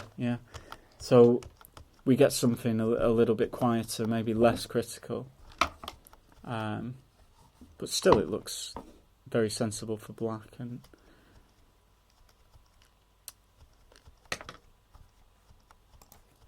well, when we get to here, it looks to me as though black's fully equal in the position as queenside majority for white, but black's pretty well coordinated, no problems with the king, and there's potential for him to use his kingside pawns to gain a bit of space as well and cause a bit of a distraction. So I don't see that there's any issue for Wells at this stage of the game. Having said that, Hawkins was absolutely fine here as well, and it's slightly more active rooks, so maybe if anyone's better, well, he does have the file, no? Yeah, yeah. I do like this decision F4. Both sides are trying to mobilise their majorities on either side. So ideally, white is looking to have a good enough coordination to start advancing his c pawn and make that a dangerous weapon in the middle game endgame. But black at the same time would ideally like to get these guys rolling and start to, not for it not to be one-way traffic and cause some distractions for white in the position. But that's where F4 comes in handy. Yeah, so I wouldn't really mind if black played E5 to me here, because then I get my knight to. Yeah. You have to concede some squares. So, I did say it's totally fine for black here, but maybe it's a case of white is a tempo or two better off than he would normally be in a simplification like this. And when we see this, okay, B5 comes, but it does appear as though this is quite nice for white, just because everything's active and there's not really anything happening with the black. Well, B5, the idea is to try and force white to push and then get the knight to D5. Yeah, with B5, it's not so much that we want exchanges on this side to create a pass pawn, but we want. If the knight gets to D5, he'll be very well placed. But of course, Queen B3 counters the pin, sets up his own pin. Yeah. And of course, black played A6 to defend. Okay. Oh, A4. Yeah, pressing on the pawn. Rook C5. Knight e4. Yeah. And bit of pressure now, for sure. Queen c7, and he's conceding a pawn, right? He just. because if not, Knight d7 was a threat. Yeah.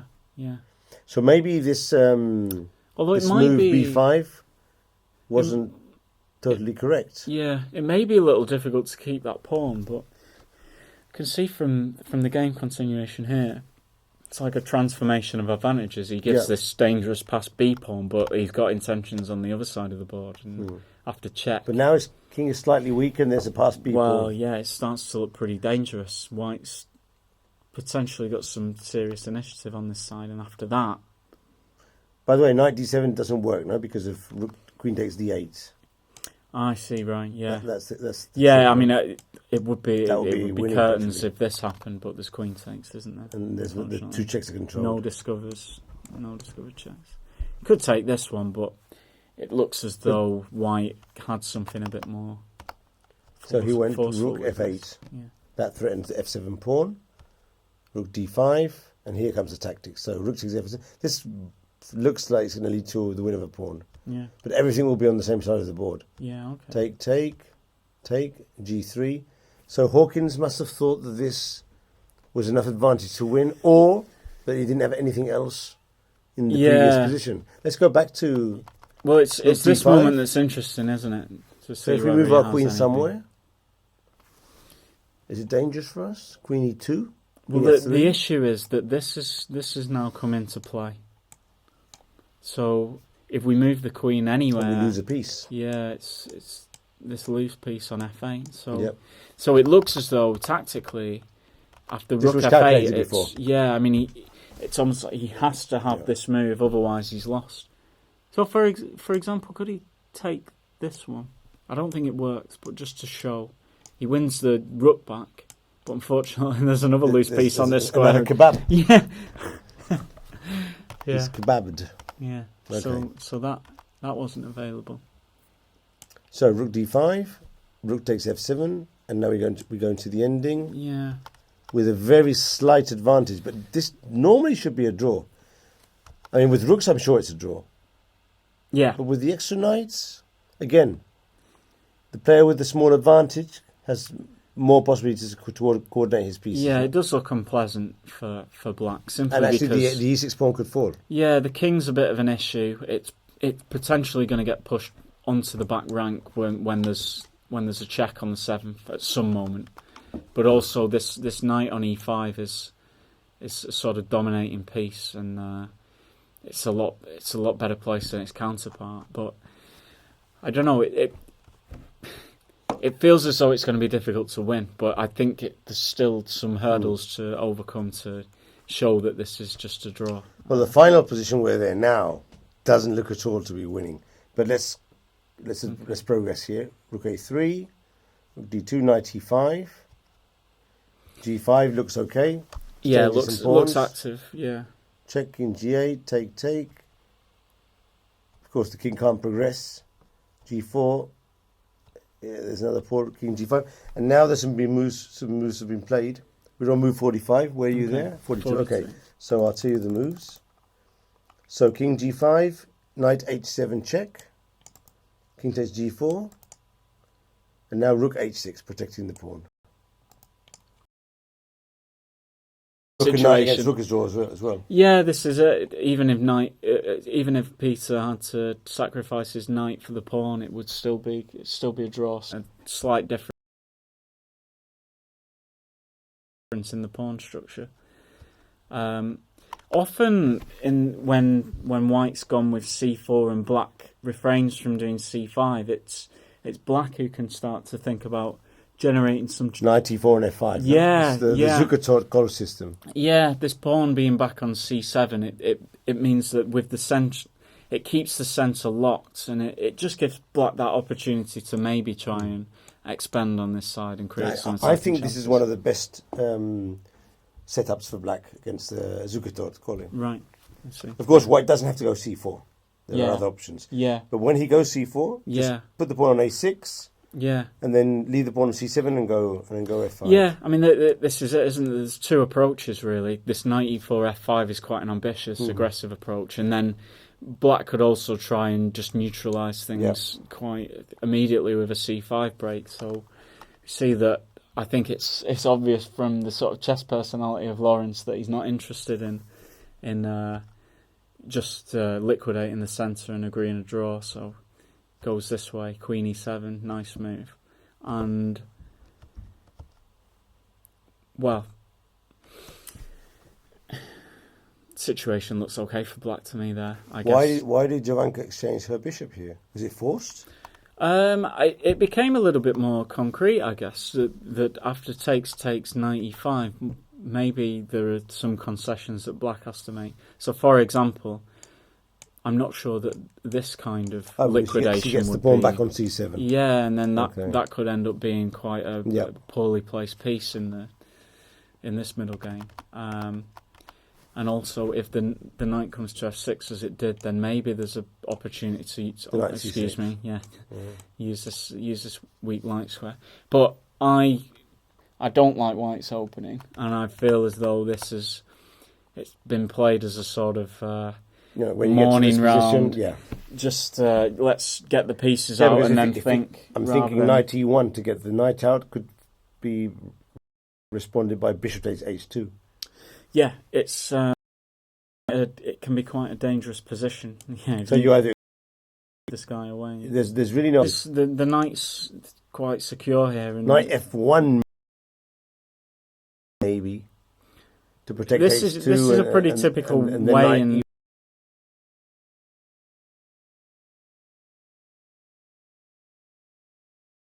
these lines, simply because c7.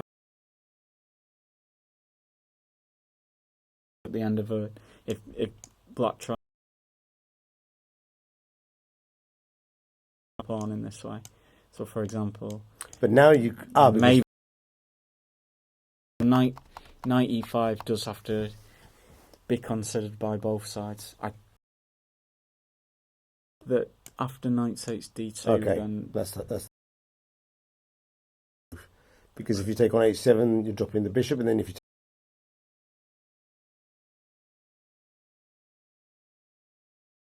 there's this kind of intermediate move. Yeah, that maybe already is a problem. And all dangerous. Yeah, Queen h4 could be a very nice. Because it looks as though Black will have a few decent ways to react to that. Way of combating Black's play on the king's side. So bishop takes e4, and it does start to look quite nice for Black in this position. Knight f6, knight c4, knight d5. Yeah. So quite a good game. Well, it's a surprising one because Jovanka's normally she has an excellent repertoire with White, and she's played something that is passive, and it looks as though she's really not thought about the middle game before, just from the nature of the moves. But again, when you can get to his head sometimes, so I try and avoid doing that. But this one was it was a very nice game from start to finish. Good game, Lawrence. You'll see this sometime. So. Okay, so let's pop back to the game to see if Howell is making progress. And no, I just saw 1-0, but that was something with my eyes. But now there's been some progress. Yeah, he's actually given back one of the pawns. He's given back one of the pawns, but something that he's got in return is just an excellent coordination with his rook and knight placed the way they are. The black and the king going to b3 doesn't allow the rook to come back. Yeah, his king's activated, and another telling thing is that this king on g6 finds it very difficult to approach because he's controlling all these squares, and the knight covers here. He's doing a box there, and look at the knight on e4. Unbelievable. Now, this is beautiful. It's very nice. He must have imagined this situation. The rook, the knight.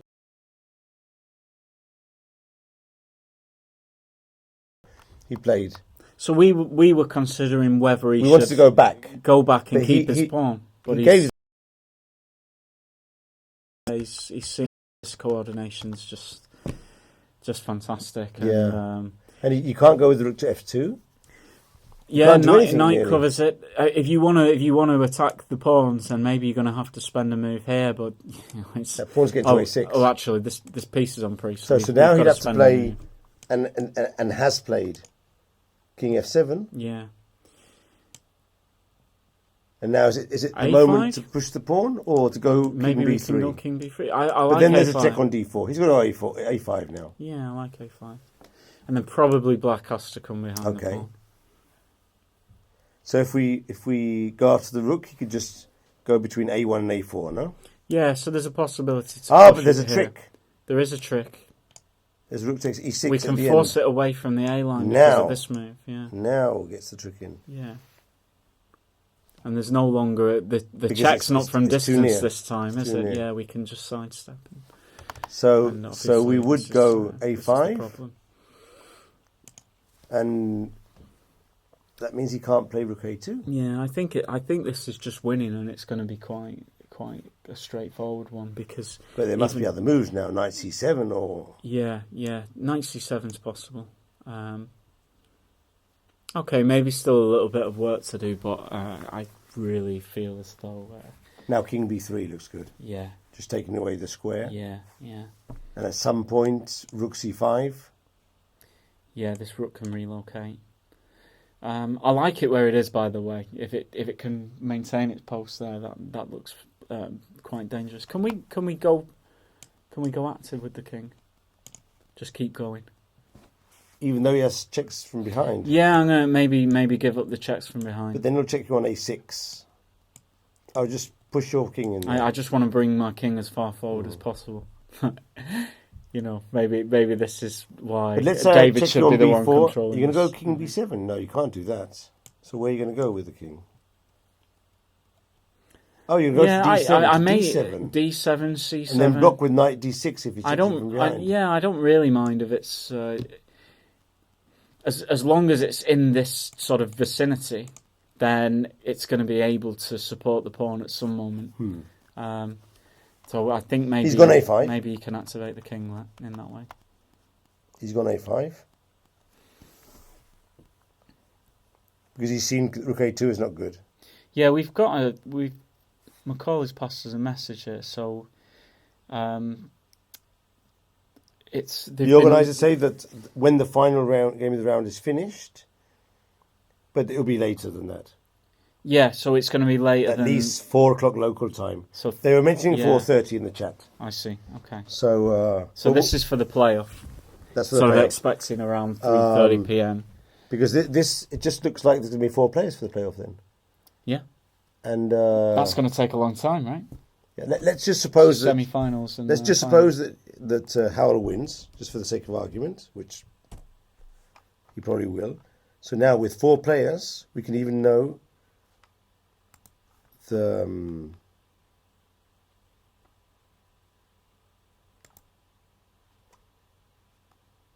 We can even know who's going to play against who. And it'll be 2 rounds. Wow.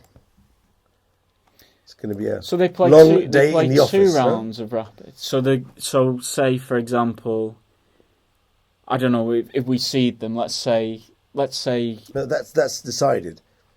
They will be seeded from 1 to N based on their TPR for the tournaments. Okay, tournament rating performance. Okay. So that we have to wait until the tournament's finished. Yeah. So more than 2 players are tied. So there'll be 1 round with 2 games each. But look, it's faster. 10 minutes plus it's faster, 5. much faster. Right. So it's not the same if there's only 2 players. Then there will be 4 because Hanley is on 7. Yeah. McShane's on 7, Gawain's on 7, and presumably Howell will be on 7. Yeah. Or Ems, but one of the 2. Presumably Howell. Well, so we have four players tied. So this format is not used, and we go to the format number 2. Sure. Yeah. So there will be 2 games in the first round, 10-5. Mm-hmm. That is generally a 15-minute game. It's quick. So that's quick about game, 1 hour for the first round. Yeah. And then, maximum. if still tied, which they must be. Yeah. Oh, still tied after the first round, which is 1-1. Is the final going to be 2 games with 10 minutes each, or do they go? Do they go through the semi-final and get a longer time control in the final? That's the thing. In the first round will be 10-5, and then an Armageddon, if it's 1-1 at the end of the 2 I see. Right. But then in the final, then in the final, It's a little bit unclear from those from those rules whether the time control The winner, changes back to SF1 versus FF2, okay? Mm-hmm. And that's it.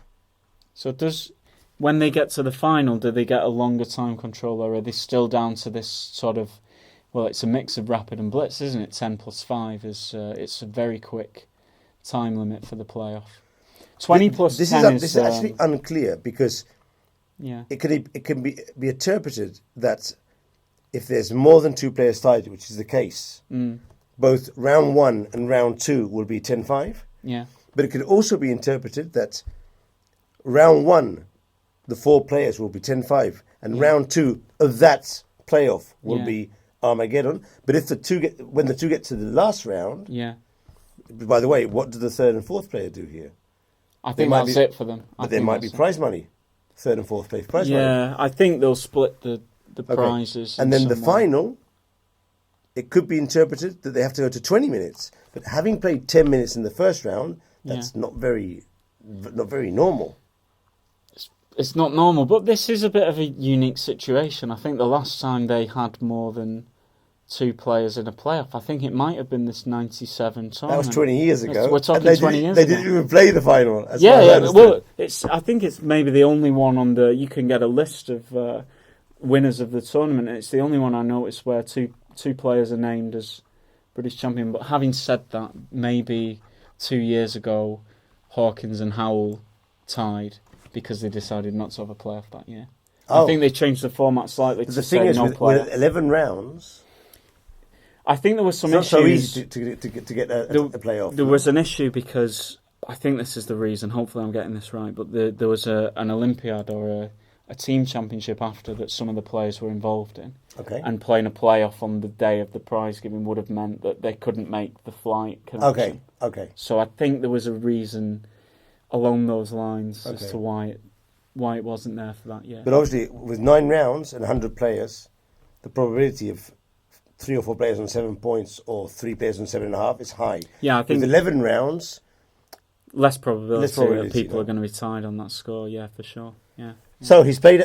Let's go back to the game. He's played A5, Rook A2, King B3, and now he's gone Rook A1. Okay, gone a bit quickly for me. Sorry. So update if you want. Yeah. Okay.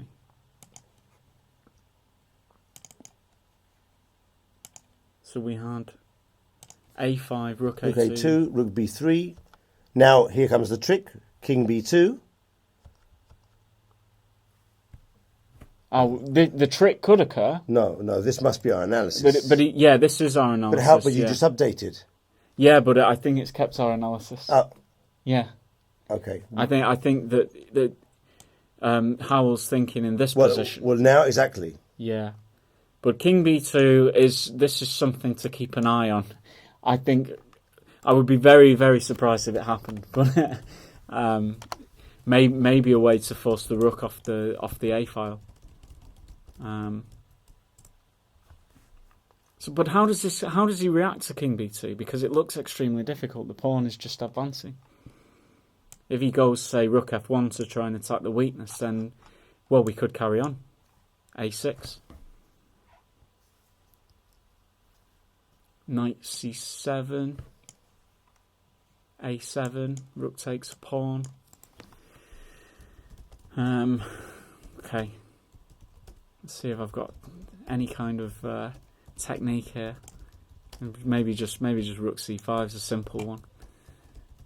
Because after Knight A8, Rook here, we can force the knight away from the defence of this square. He's played Knight C3. Okay. Why didn't you play Rook B2? I liked King B2, but probably there are a few ways to go.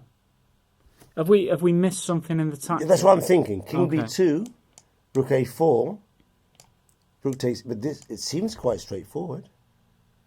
Unless Rook takes A5 is a draw, but it's hard to think that that's a draw, no? Yeah, I would say definitely not. Definitely not. So what have we missed? Let's say Rook B4. In this position, or what? Sorry, where do you want to? So Rook A4. Yeah. King takes. I don't see a move for black here. No, I don't see a move that survives. So why? But he's got knight c3. But maybe we don't need to be too critical because there are probably quite a few different ways that he can go here. Maybe he wants to play. I think king b2 is still on the cards. Because of course, if now knight d4, king b2, Yeah. rook has to move away, Yeah. and it doesn't really matter if we lose the f3 pawn. The a6 pawn just promotes. Yeah. I mean, the ideal scenario for black is that white gets a little bit careless. I don't know, for example, a6, knight here, and somehow, how would we do it? I don't know. For example, just to show, this is the kind of scenario that black wants. Black could draw here. Would draw here. Give the knight for the a pawn, and then white has pushed everything to that side of the board. He's no longer covering his king side, and this kind of thing could be a draw. But David, even in this position where we played some random moves, for example, he would just not allow that knight to sacrifice itself for the a pawn. So rook c5 forces it away, and it just looks completely winning. So I don't think we can be too critical of David's choices here. No, it looks very good. Maybe king b2 is a slightly more efficient way. I'm not really sure that's right. It might not even be like that. But yeah, I think he could probably have played 6. He might be going for another piece coordination. So the knight and the rook have done what they needed in the centre. Yeah. But now he's going for some setup that allows the pawn to be pushed efficiently. Yeah, it's possible. It doesn't really matter if we lose the pawn on the king side now. Because of course, if he went king b2, like in the previous variation, black would no longer play rook a4. He would go for the pawns, probably king rook f1, which is not totally clear. In Hal's mind, I mean. Yeah. Although it looks good to me, but that doesn't mean. Looks great for white. Yeah, I don't see it. For example, here, we can. But here's the thing, you can capture the pawn, and maybe hold with the knight on a8. Yeah, I did have a quick look through to this position, but always the idea for white should be you got it there, sorry. Not to promote and let the knight capture the pawn, but just to go after the knight. No? Yeah, just bully the knight away from the point. And this is winning as well. Yeah, should be winning. I'm not sure whether there was any improvement on that line. Well, there is a tick on c4 in that line, and rook a3. That's funny. At the end of the line. Oh, sorry. So, I see. Check on c4. Wow. Okay, and then. But this is losing anyway. Probably lost anyway, Definitely right? lost. So it should be. Yeah, this is just too much. Yeah. No problem there for white to convert. Yeah. So maybe just the two moves are winning, and Rahal has chosen that one. Yeah, I think there's the room for error is it's very broad here. He can get away with some inaccuracies. I'm not suggesting that knight c3 is one, but even if it was, I think there's room to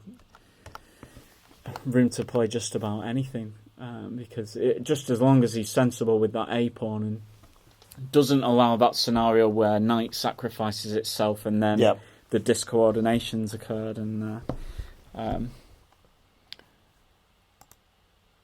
okay, so Hawkins and Wells still a draw, still fighting, yeah, but this is tricky because here it would be easier to draw without the e6 pawn. Yeah, let me see this. Oh, but he's exchanged rooks. Wow. Now, this is either a draw. Yeah, this is a draw. King g8 draw. Yeah. It's a draw now. Oh, right, okay. But sometimes you should give up your e6 pawn and get Philidor in. And not... See if we can get that one up. Yeah.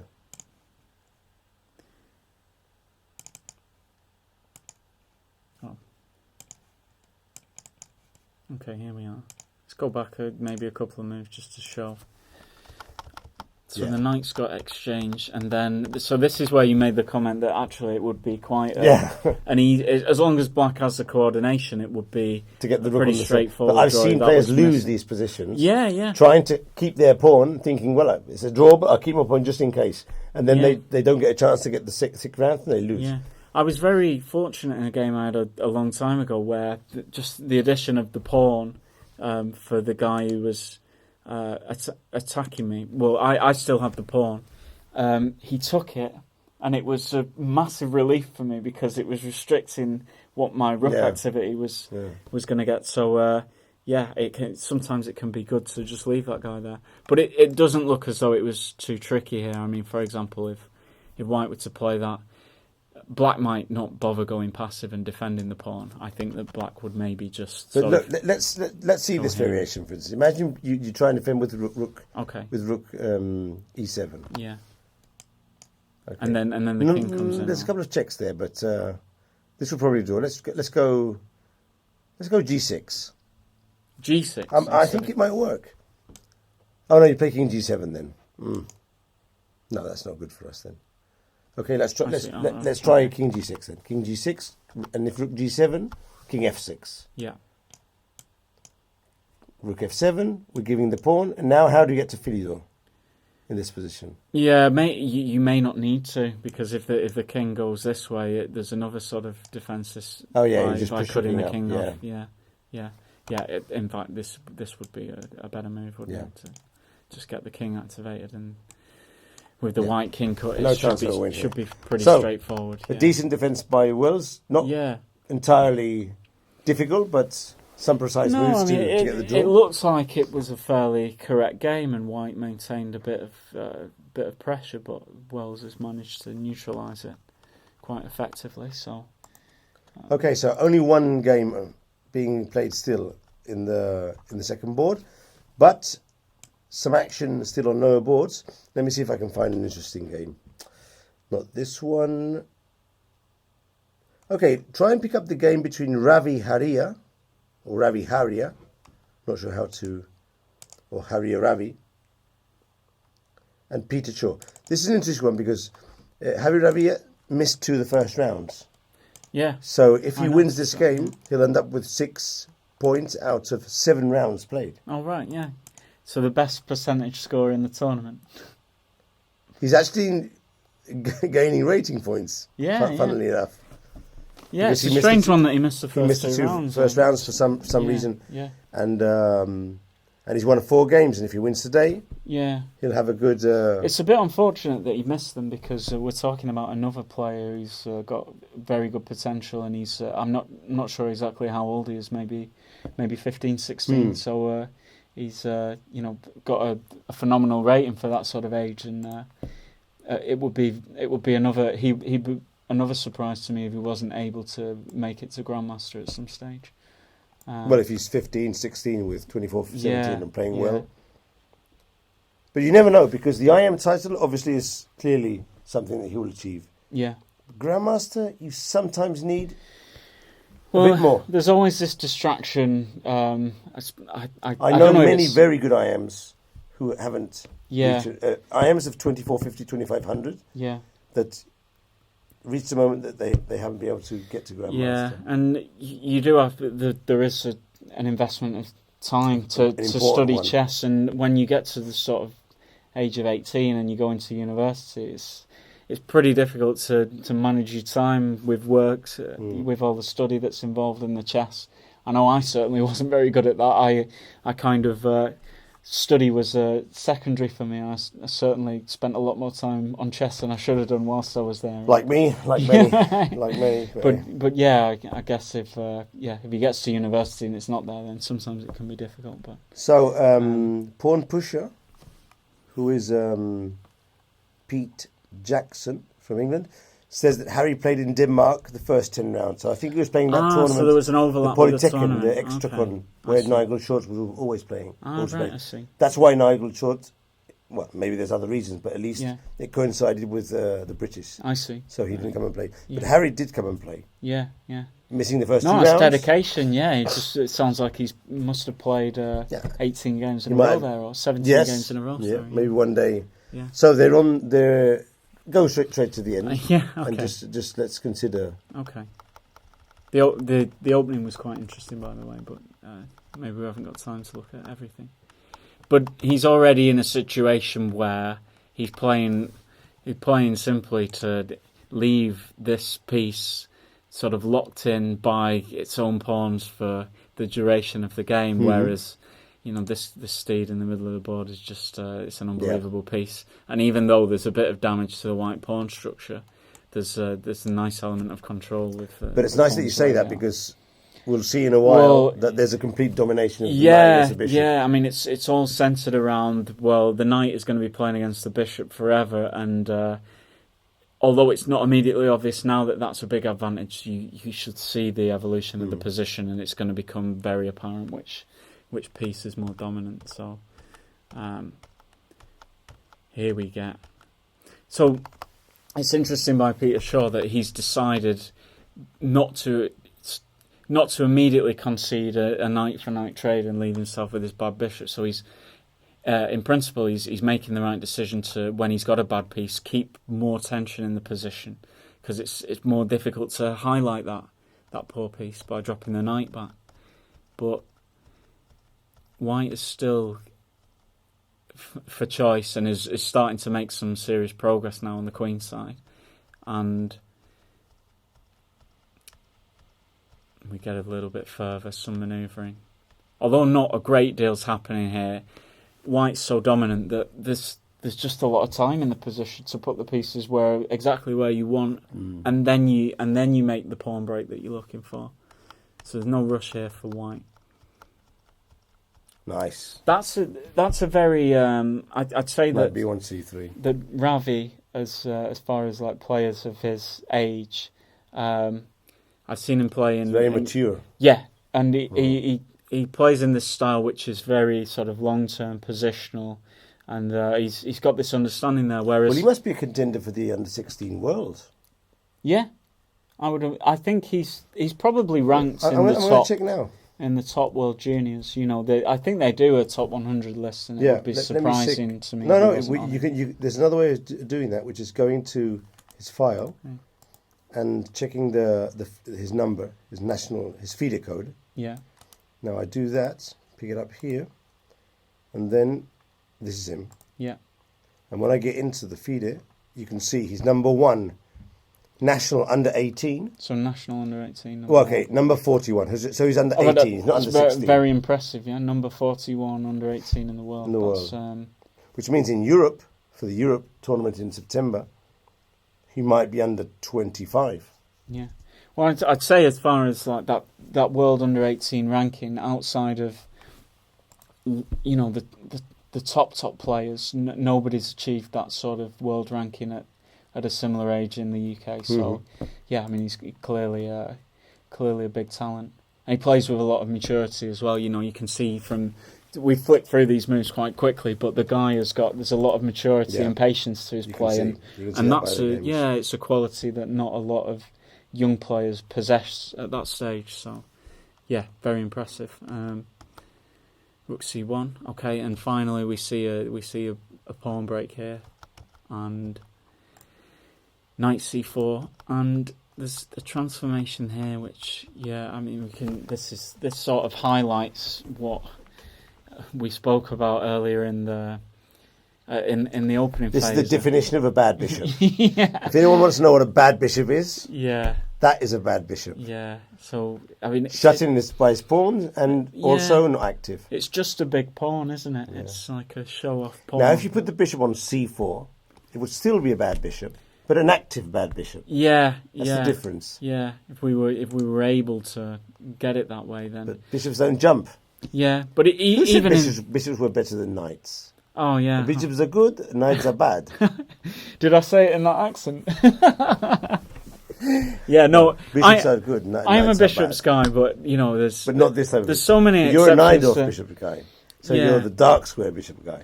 Okay, right. I never left myself with a bad.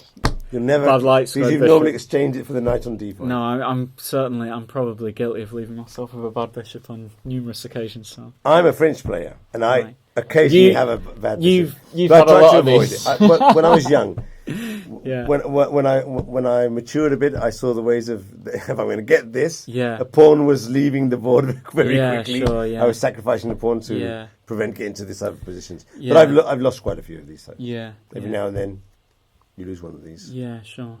But it's a good demonstration of like complete domination of the knight over the bishop, and as well, white has the superior structure. So it would take a huge blunder, I think, for white not to convert this into a full point. Black's forced into passivity here. Well, the boys are just coming in, and there's no real way to stop them getting at the black king. So I would imagine that's only going to last a handful more moves. And so actually, if you want to refresh, one rook has been exchanged. So rook a8 was the last move. Okay. Rook a8.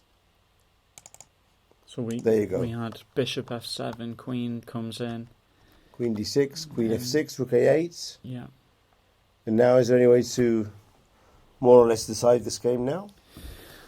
Well, we've got to be looking at this forcing takes on a8 and pawn e6. There's one check on a2, but that doesn't lead anywhere. Yeah, if the check on a2, unless it leads to some kind of perpetual, it just misplaces the queen. I mean, there's really no time for any other move than bishop e8 now, and there must be knight d7, no? Yeah, but I think knight d7 is coming anyway in this position, because there's no way to stop check on f8, where we're gonna, there's this mating pattern that's gonna occur, or if black were to take this, then promotion's unstoppable.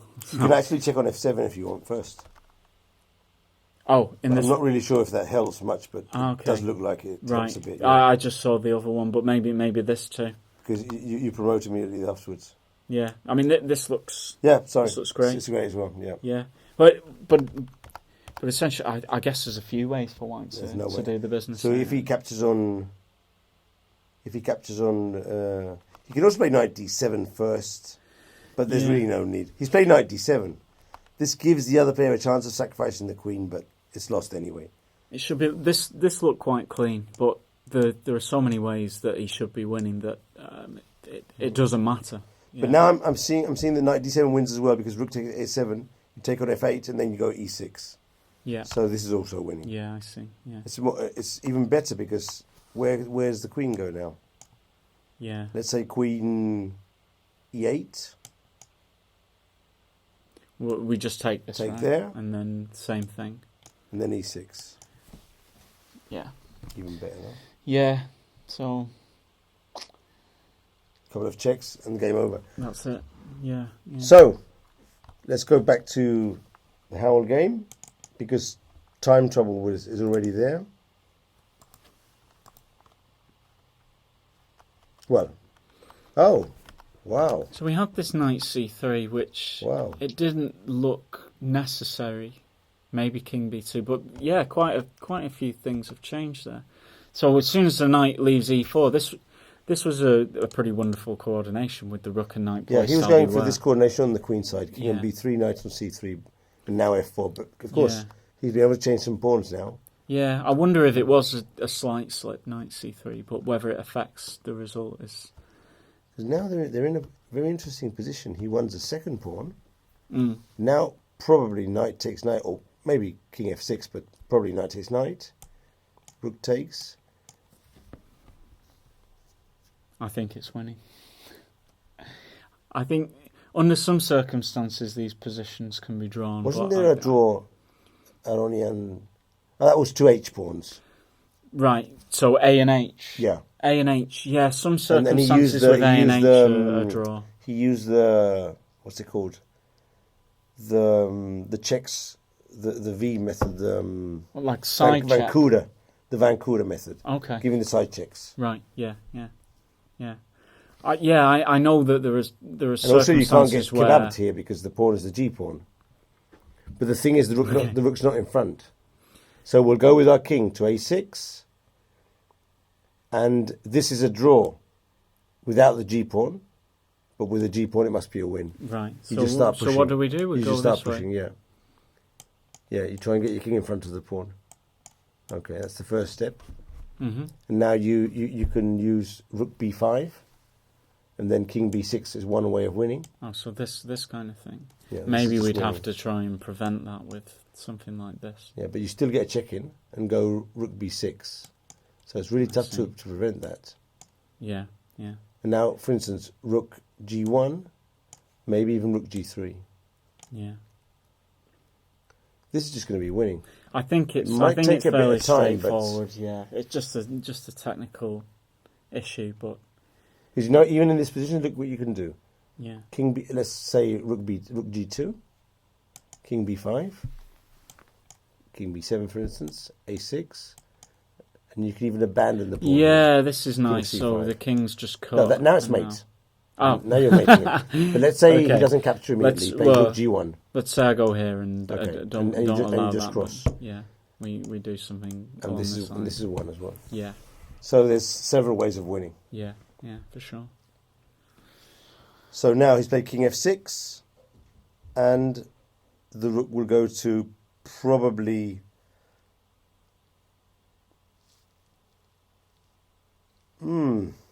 probably c5.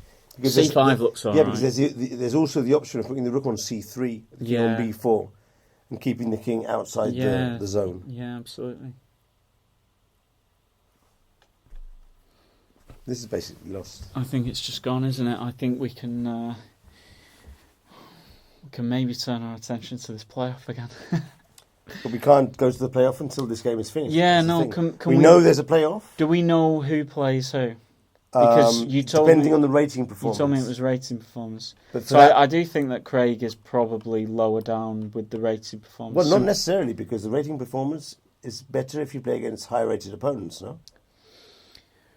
Yeah, I would say that the other three guys have played against a higher average than Craig, because he's not played. Okay, they played each other, He's of played course. Gawain, but that's it, and they've all played Yeah. each other.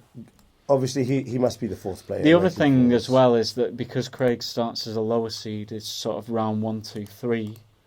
He'll lose his rating average there as well. So I think it's tough for Craig to have a similar rating performance. 26-38, but of course the last round's not included. But Yeah. it won't vary a lot. David could actually get the highest Jones rating looks as he's got performance. 2-6-8-2. Now, if he wins, how much will he increase? So it's obviously between Gawain and Howell for the first seed, Okay. and the other player will be the second seed. And So so, that is it doesn't- 1-4-2-3 then? How does it work? No, that's the thing. One against 4, 2 against 3. Well, that's what I'm speculating with, but Yeah. we're going to find out now. So my sort of back of the fag packet way of calculating these rating changes is if you win a game, it gives you your opponent's rating plus 350 rating FIDE points on top of that. So, But that say is divided between 9 rounds. No? Yeah, exactly. So David would get as his rating performance for this round. He'd get Ems's rating plus 350. That would be about 2,800. And so he's already got a 26-28 for 8 rounds. He's got 2,700. Let's say for argument's sake, 2,700 for this round. He'd have to add this 2,700 in as like a ninth of the average. But you divide that difference between 9 rounds. Yeah. Can you yeah. recover 60 points that Gawain has over him? That's the thing. Well, he's not going to do it, is he? There, because it's 2,700 and divide it over. Well, you're the math guy. Yeah. Well, I started out as the math guy. I'm pretty sure I'm not convincing anybody of that. you're the math guy here. Someone get me a calculator. Okay. In any case, I actually the think thing that is, Gawain's ahead there. let's say Gawain and Howell are 1 or 2. We're not clear which is 1 or 2. Yeah. McShane's the third. Yeah. So if it's 1-4-2-3, which I'm going to find out now, because this is important, because obviously any one of the 4 can win. Yeah. But I'm thinking that whoever catches Hanley is a favourite in that match. Yeah. So well, for sure. I mean, it's, any one of them must be happier to play with Hanley, with all the respect to Hanley, obviously. yeah, than absolutely. playing with Yeah. one of the 3. Yeah. We're talking about 3 sort of world-class players, Exactly. and if they get a chance to play against Craig in the first match, That's- then on in principle, paper it's an advantage. it's Okay. a good pairing. So here we go. 4 player. The first semi-final, 1 versus 4, yeah, and 2 versus 3. And then obviously the winners played together. Yeah. And there's no third, fourth place. So it is important. Yeah. But there was something with the rating performance. Let's see, where was it?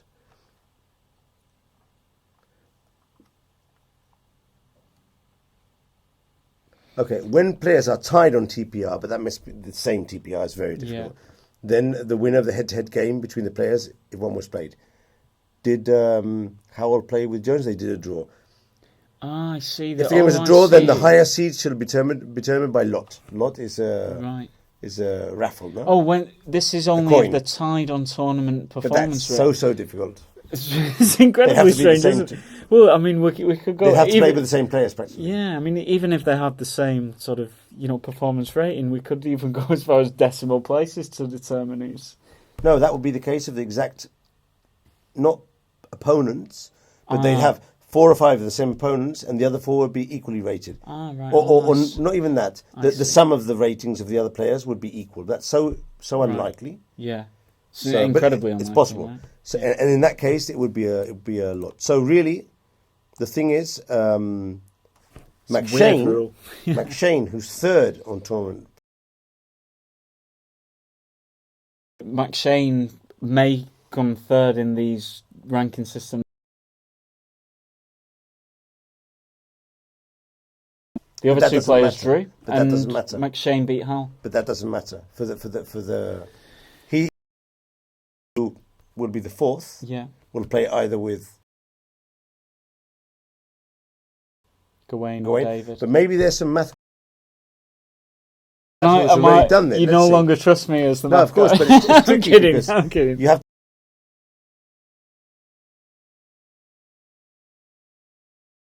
set out when you look at the head-to-heads and Luke, the first seed, the other 2 heavies. Yeah, then you.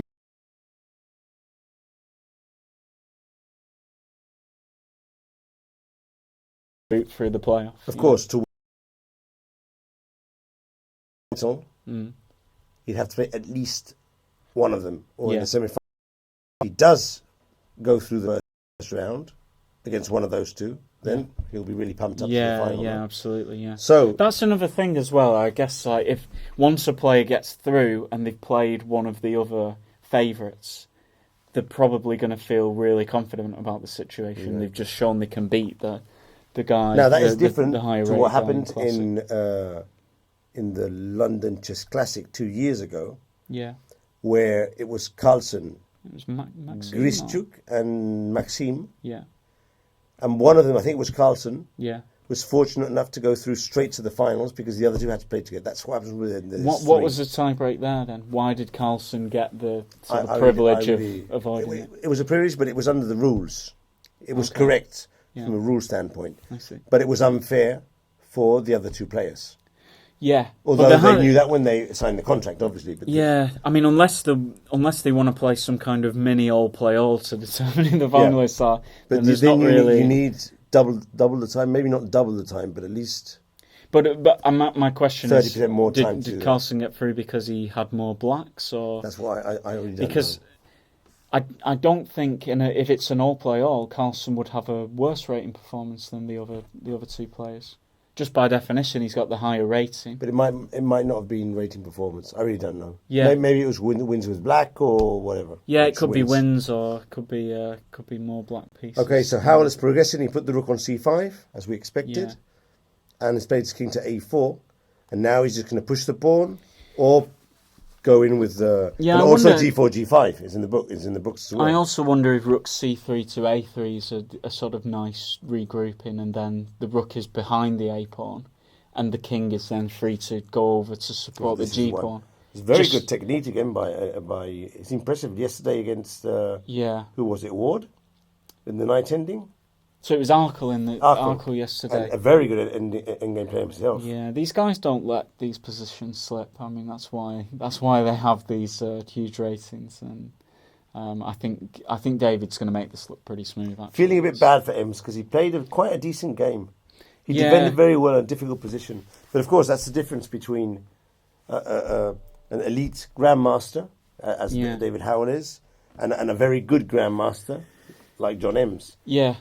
In this type of ending, maybe Ems will sometimes win and sometimes draw. Yeah. Whereas Howell grinds the win every time. Yeah, I think it's been a difficult day because it's not really the result that John Ems will have wanted out of the opening. It's been a bit of a one-sided game and without real chances for counterplay. Whereas in some earlier rounds, I mean, we highlighted the Hawkins game was key. Yeah, it's a key game for him where he's got the black piece against a very strong guy and he managed to but this also, get a full point. You have to give merit to Howell with this tricky opening, his Verisov opening, going for this London system. Yeah, well, it's not exactly the most forcing option, but he's got the type of position that he wanted. Yeah, and certainly had to think about. Got a small advantage, and then played very well at the ending. Yeah. Taking care of all those traps and tricks, and very impressive actually. No, it's a model game for this line, I think. So these three players, and of course Hanley. Who's your, leaving aside your personal preference, who objectively do you think is the best 10-5 rating? Because these are not 20-minute games. Yeah, they're not even 15-15 or 20-15. They're 10-5. 5 seconds. Very little time. Who would you go with? I think that all the top three guys are going to be good at it, but I would say that David and Gawain, as more active players, they have maybe have a little bit. That is important. Well, you go in on instincts a lot more. I mean, when you've got 20-10, you're given a bit of time to sort of work things out. And for someone like me, I'm so grateful for that extra 10-15 minutes on the clock, where you're not playing that often, and it does take you a little bit more time to be alert. Look at that, Rook C4. Yeah, so he's coming behind. This could be over in seconds. He's got the G4 pawn protected. This is not a win without the G4 pawn because of course the king can go to. But now Rook B4 is standard. Rook B4, King B6. It's really just Rook B4, Rook G1, G4. Yeah. King C7, A6, King B8, and then go with the king to the. Yeah, no. As soon as he starts walking to the king side, no problems. The other player must resign. Yeah. Because, and the pawn will be on the fourth. Sometimes with the pawn on the third, the rook gets in front and starts checking, and even though your king is cut off, there's some drawing chances. I see. Yeah. But no, not here.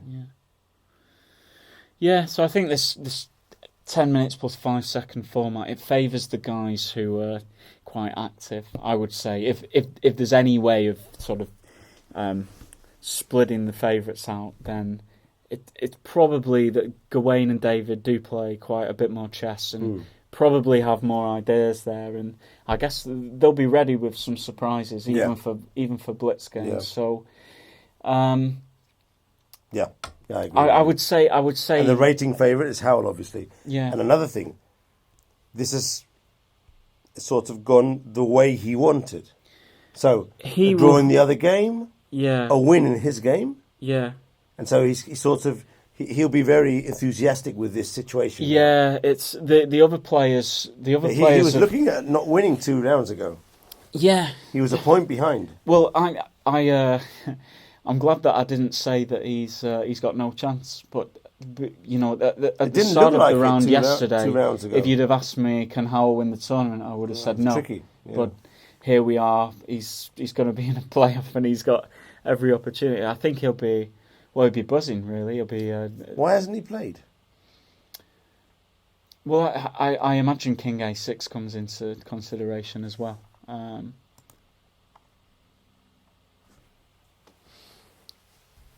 Would you play King A6 here? I'd just I mean, it's easy to just say Rook B4 is winning and that's the end of the story. But okay, I guess maybe there's he does some do a problem little with time check. as well. There may be. We always have to factor in a bit of lag in these situations. You never know.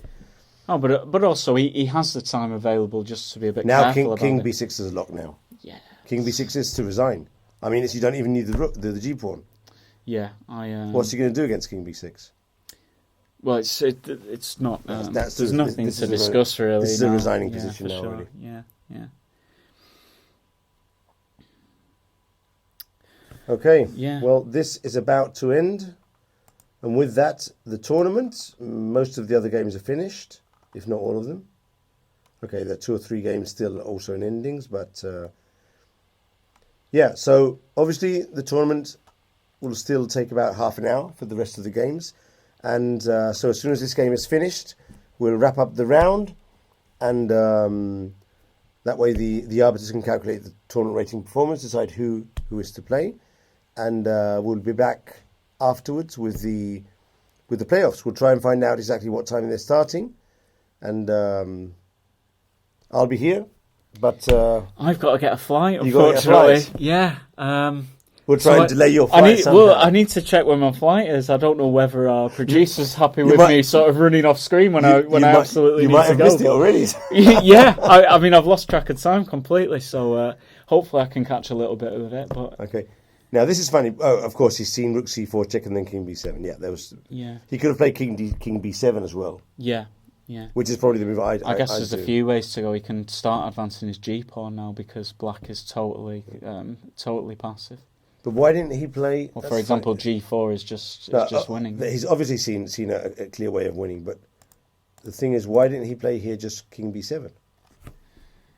What does Black have Well, against I King think he B7? can play anything. But King B7 is resign. Yeah. Oh, there might be some trick with Rook C8 and And the checks. lateral checks. Yeah. Okay. But That the would way be- the that would be position enough he's to- got in the game, he just runs a G pawn. Of course, and but if there's King no- B7 is he's resigning, Yeah. then you just play King B7. Yeah. But now I can see that he might have some checks here, Yeah. and it could become tricky. So he just decides to run the G pawn. That's it. Yeah, it's finished. Now the other player has to resign. They'll be shaking hands now, I imagine, because there's just no reason for him What to do play now, another move. There's no stalemates here. Yeah. Always look for a stalemate before you. Yeah. Shake So your we're being hands. told playoff is 45 minutes after the this game ends. Well, after game ends, Yeah. the whole game ends, the whole tournament. Okay. Then- Rather than this game. Well, they can't really start a playoff if there's someone playing in the main tournament. The tournament hasn't finished yet. Right, I see. It's- That could be one of the It's the a later formality. games. It's a formality. But there were still some games to be played. Yeah. Okay, so Howell won, which was as expected. But there's still some games to be played here. So, for instance, we have this game here between Horton and Claridge. I see. There's still Yeah, still some there's play still a here. few to go. And we have a game here with Richardson and Yeah. Toma. And then there's these games down here. Of course, these are the games which are not being broadcasted, so we don't really know how they are. But I'd say we have at least 45 minutes to... Well, we're getting an update now from our man behind the screen. Okay. 1645 CEST. What is the CEST? Let's get some... Well, I know what CET is. I use GMT, so Greenwich Meridian Time, Okay. and that is That must be the American way of saying it. yeah. What's the CEST that? Could we have a clarification here, please? Oh, okay. Summertime. Central Eastern summertime. European summertime or Okay. Central Eastern summertime? Okay, so that means 3:45 UK time. So that's 3:45 UK time, which is in about 45 minutes. Yeah. So I think the best thing is to wrap this up and see you all in about 45 minutes. And I'll be here broadcasting I might not be playoffs. here, so And Stephen, it's been a pleasure to meet thank you. really. Yeah. And I've enjoyed it immensely. Yeah, And it's been I a think also pleasure. the users have enjoyed it as well. It's and great news. Yeah. Well, been thoroughly fun. It's been enjoyed fun. it. Yeah. It's my last day here as well Right. with this. A bit tired, Yeah. but it's been fun. Imagine I'm tired after 2 days. I don't know how you do Yeah, it. it's been fun. It's been fun because I've had the opportunity of meeting you, also Daniel, who I didn't know, and also Ilya, who's the German grandmaster, the first 2 days. Yeah. And as I was telling Macaulay before, it's also an opportunity for me to see how other strong players who are stronger than me approach the different situations. And it's quite different. Your approach is different to Daniel's. Daniel's approach to, which is something to be expected as well. So it's been fun. Yeah. And in a few minutes, maybe time to get something to eat, and in 45 minutes we'll be back. I'm back. And he might still be here if he's lost his plane. Well, I really do want to be here. Let's extend this as long as I can. I'm probably going to have to get the quickest Uber possible to the airport, but we'll see what happens. See you soon, guys. In a while. Okay.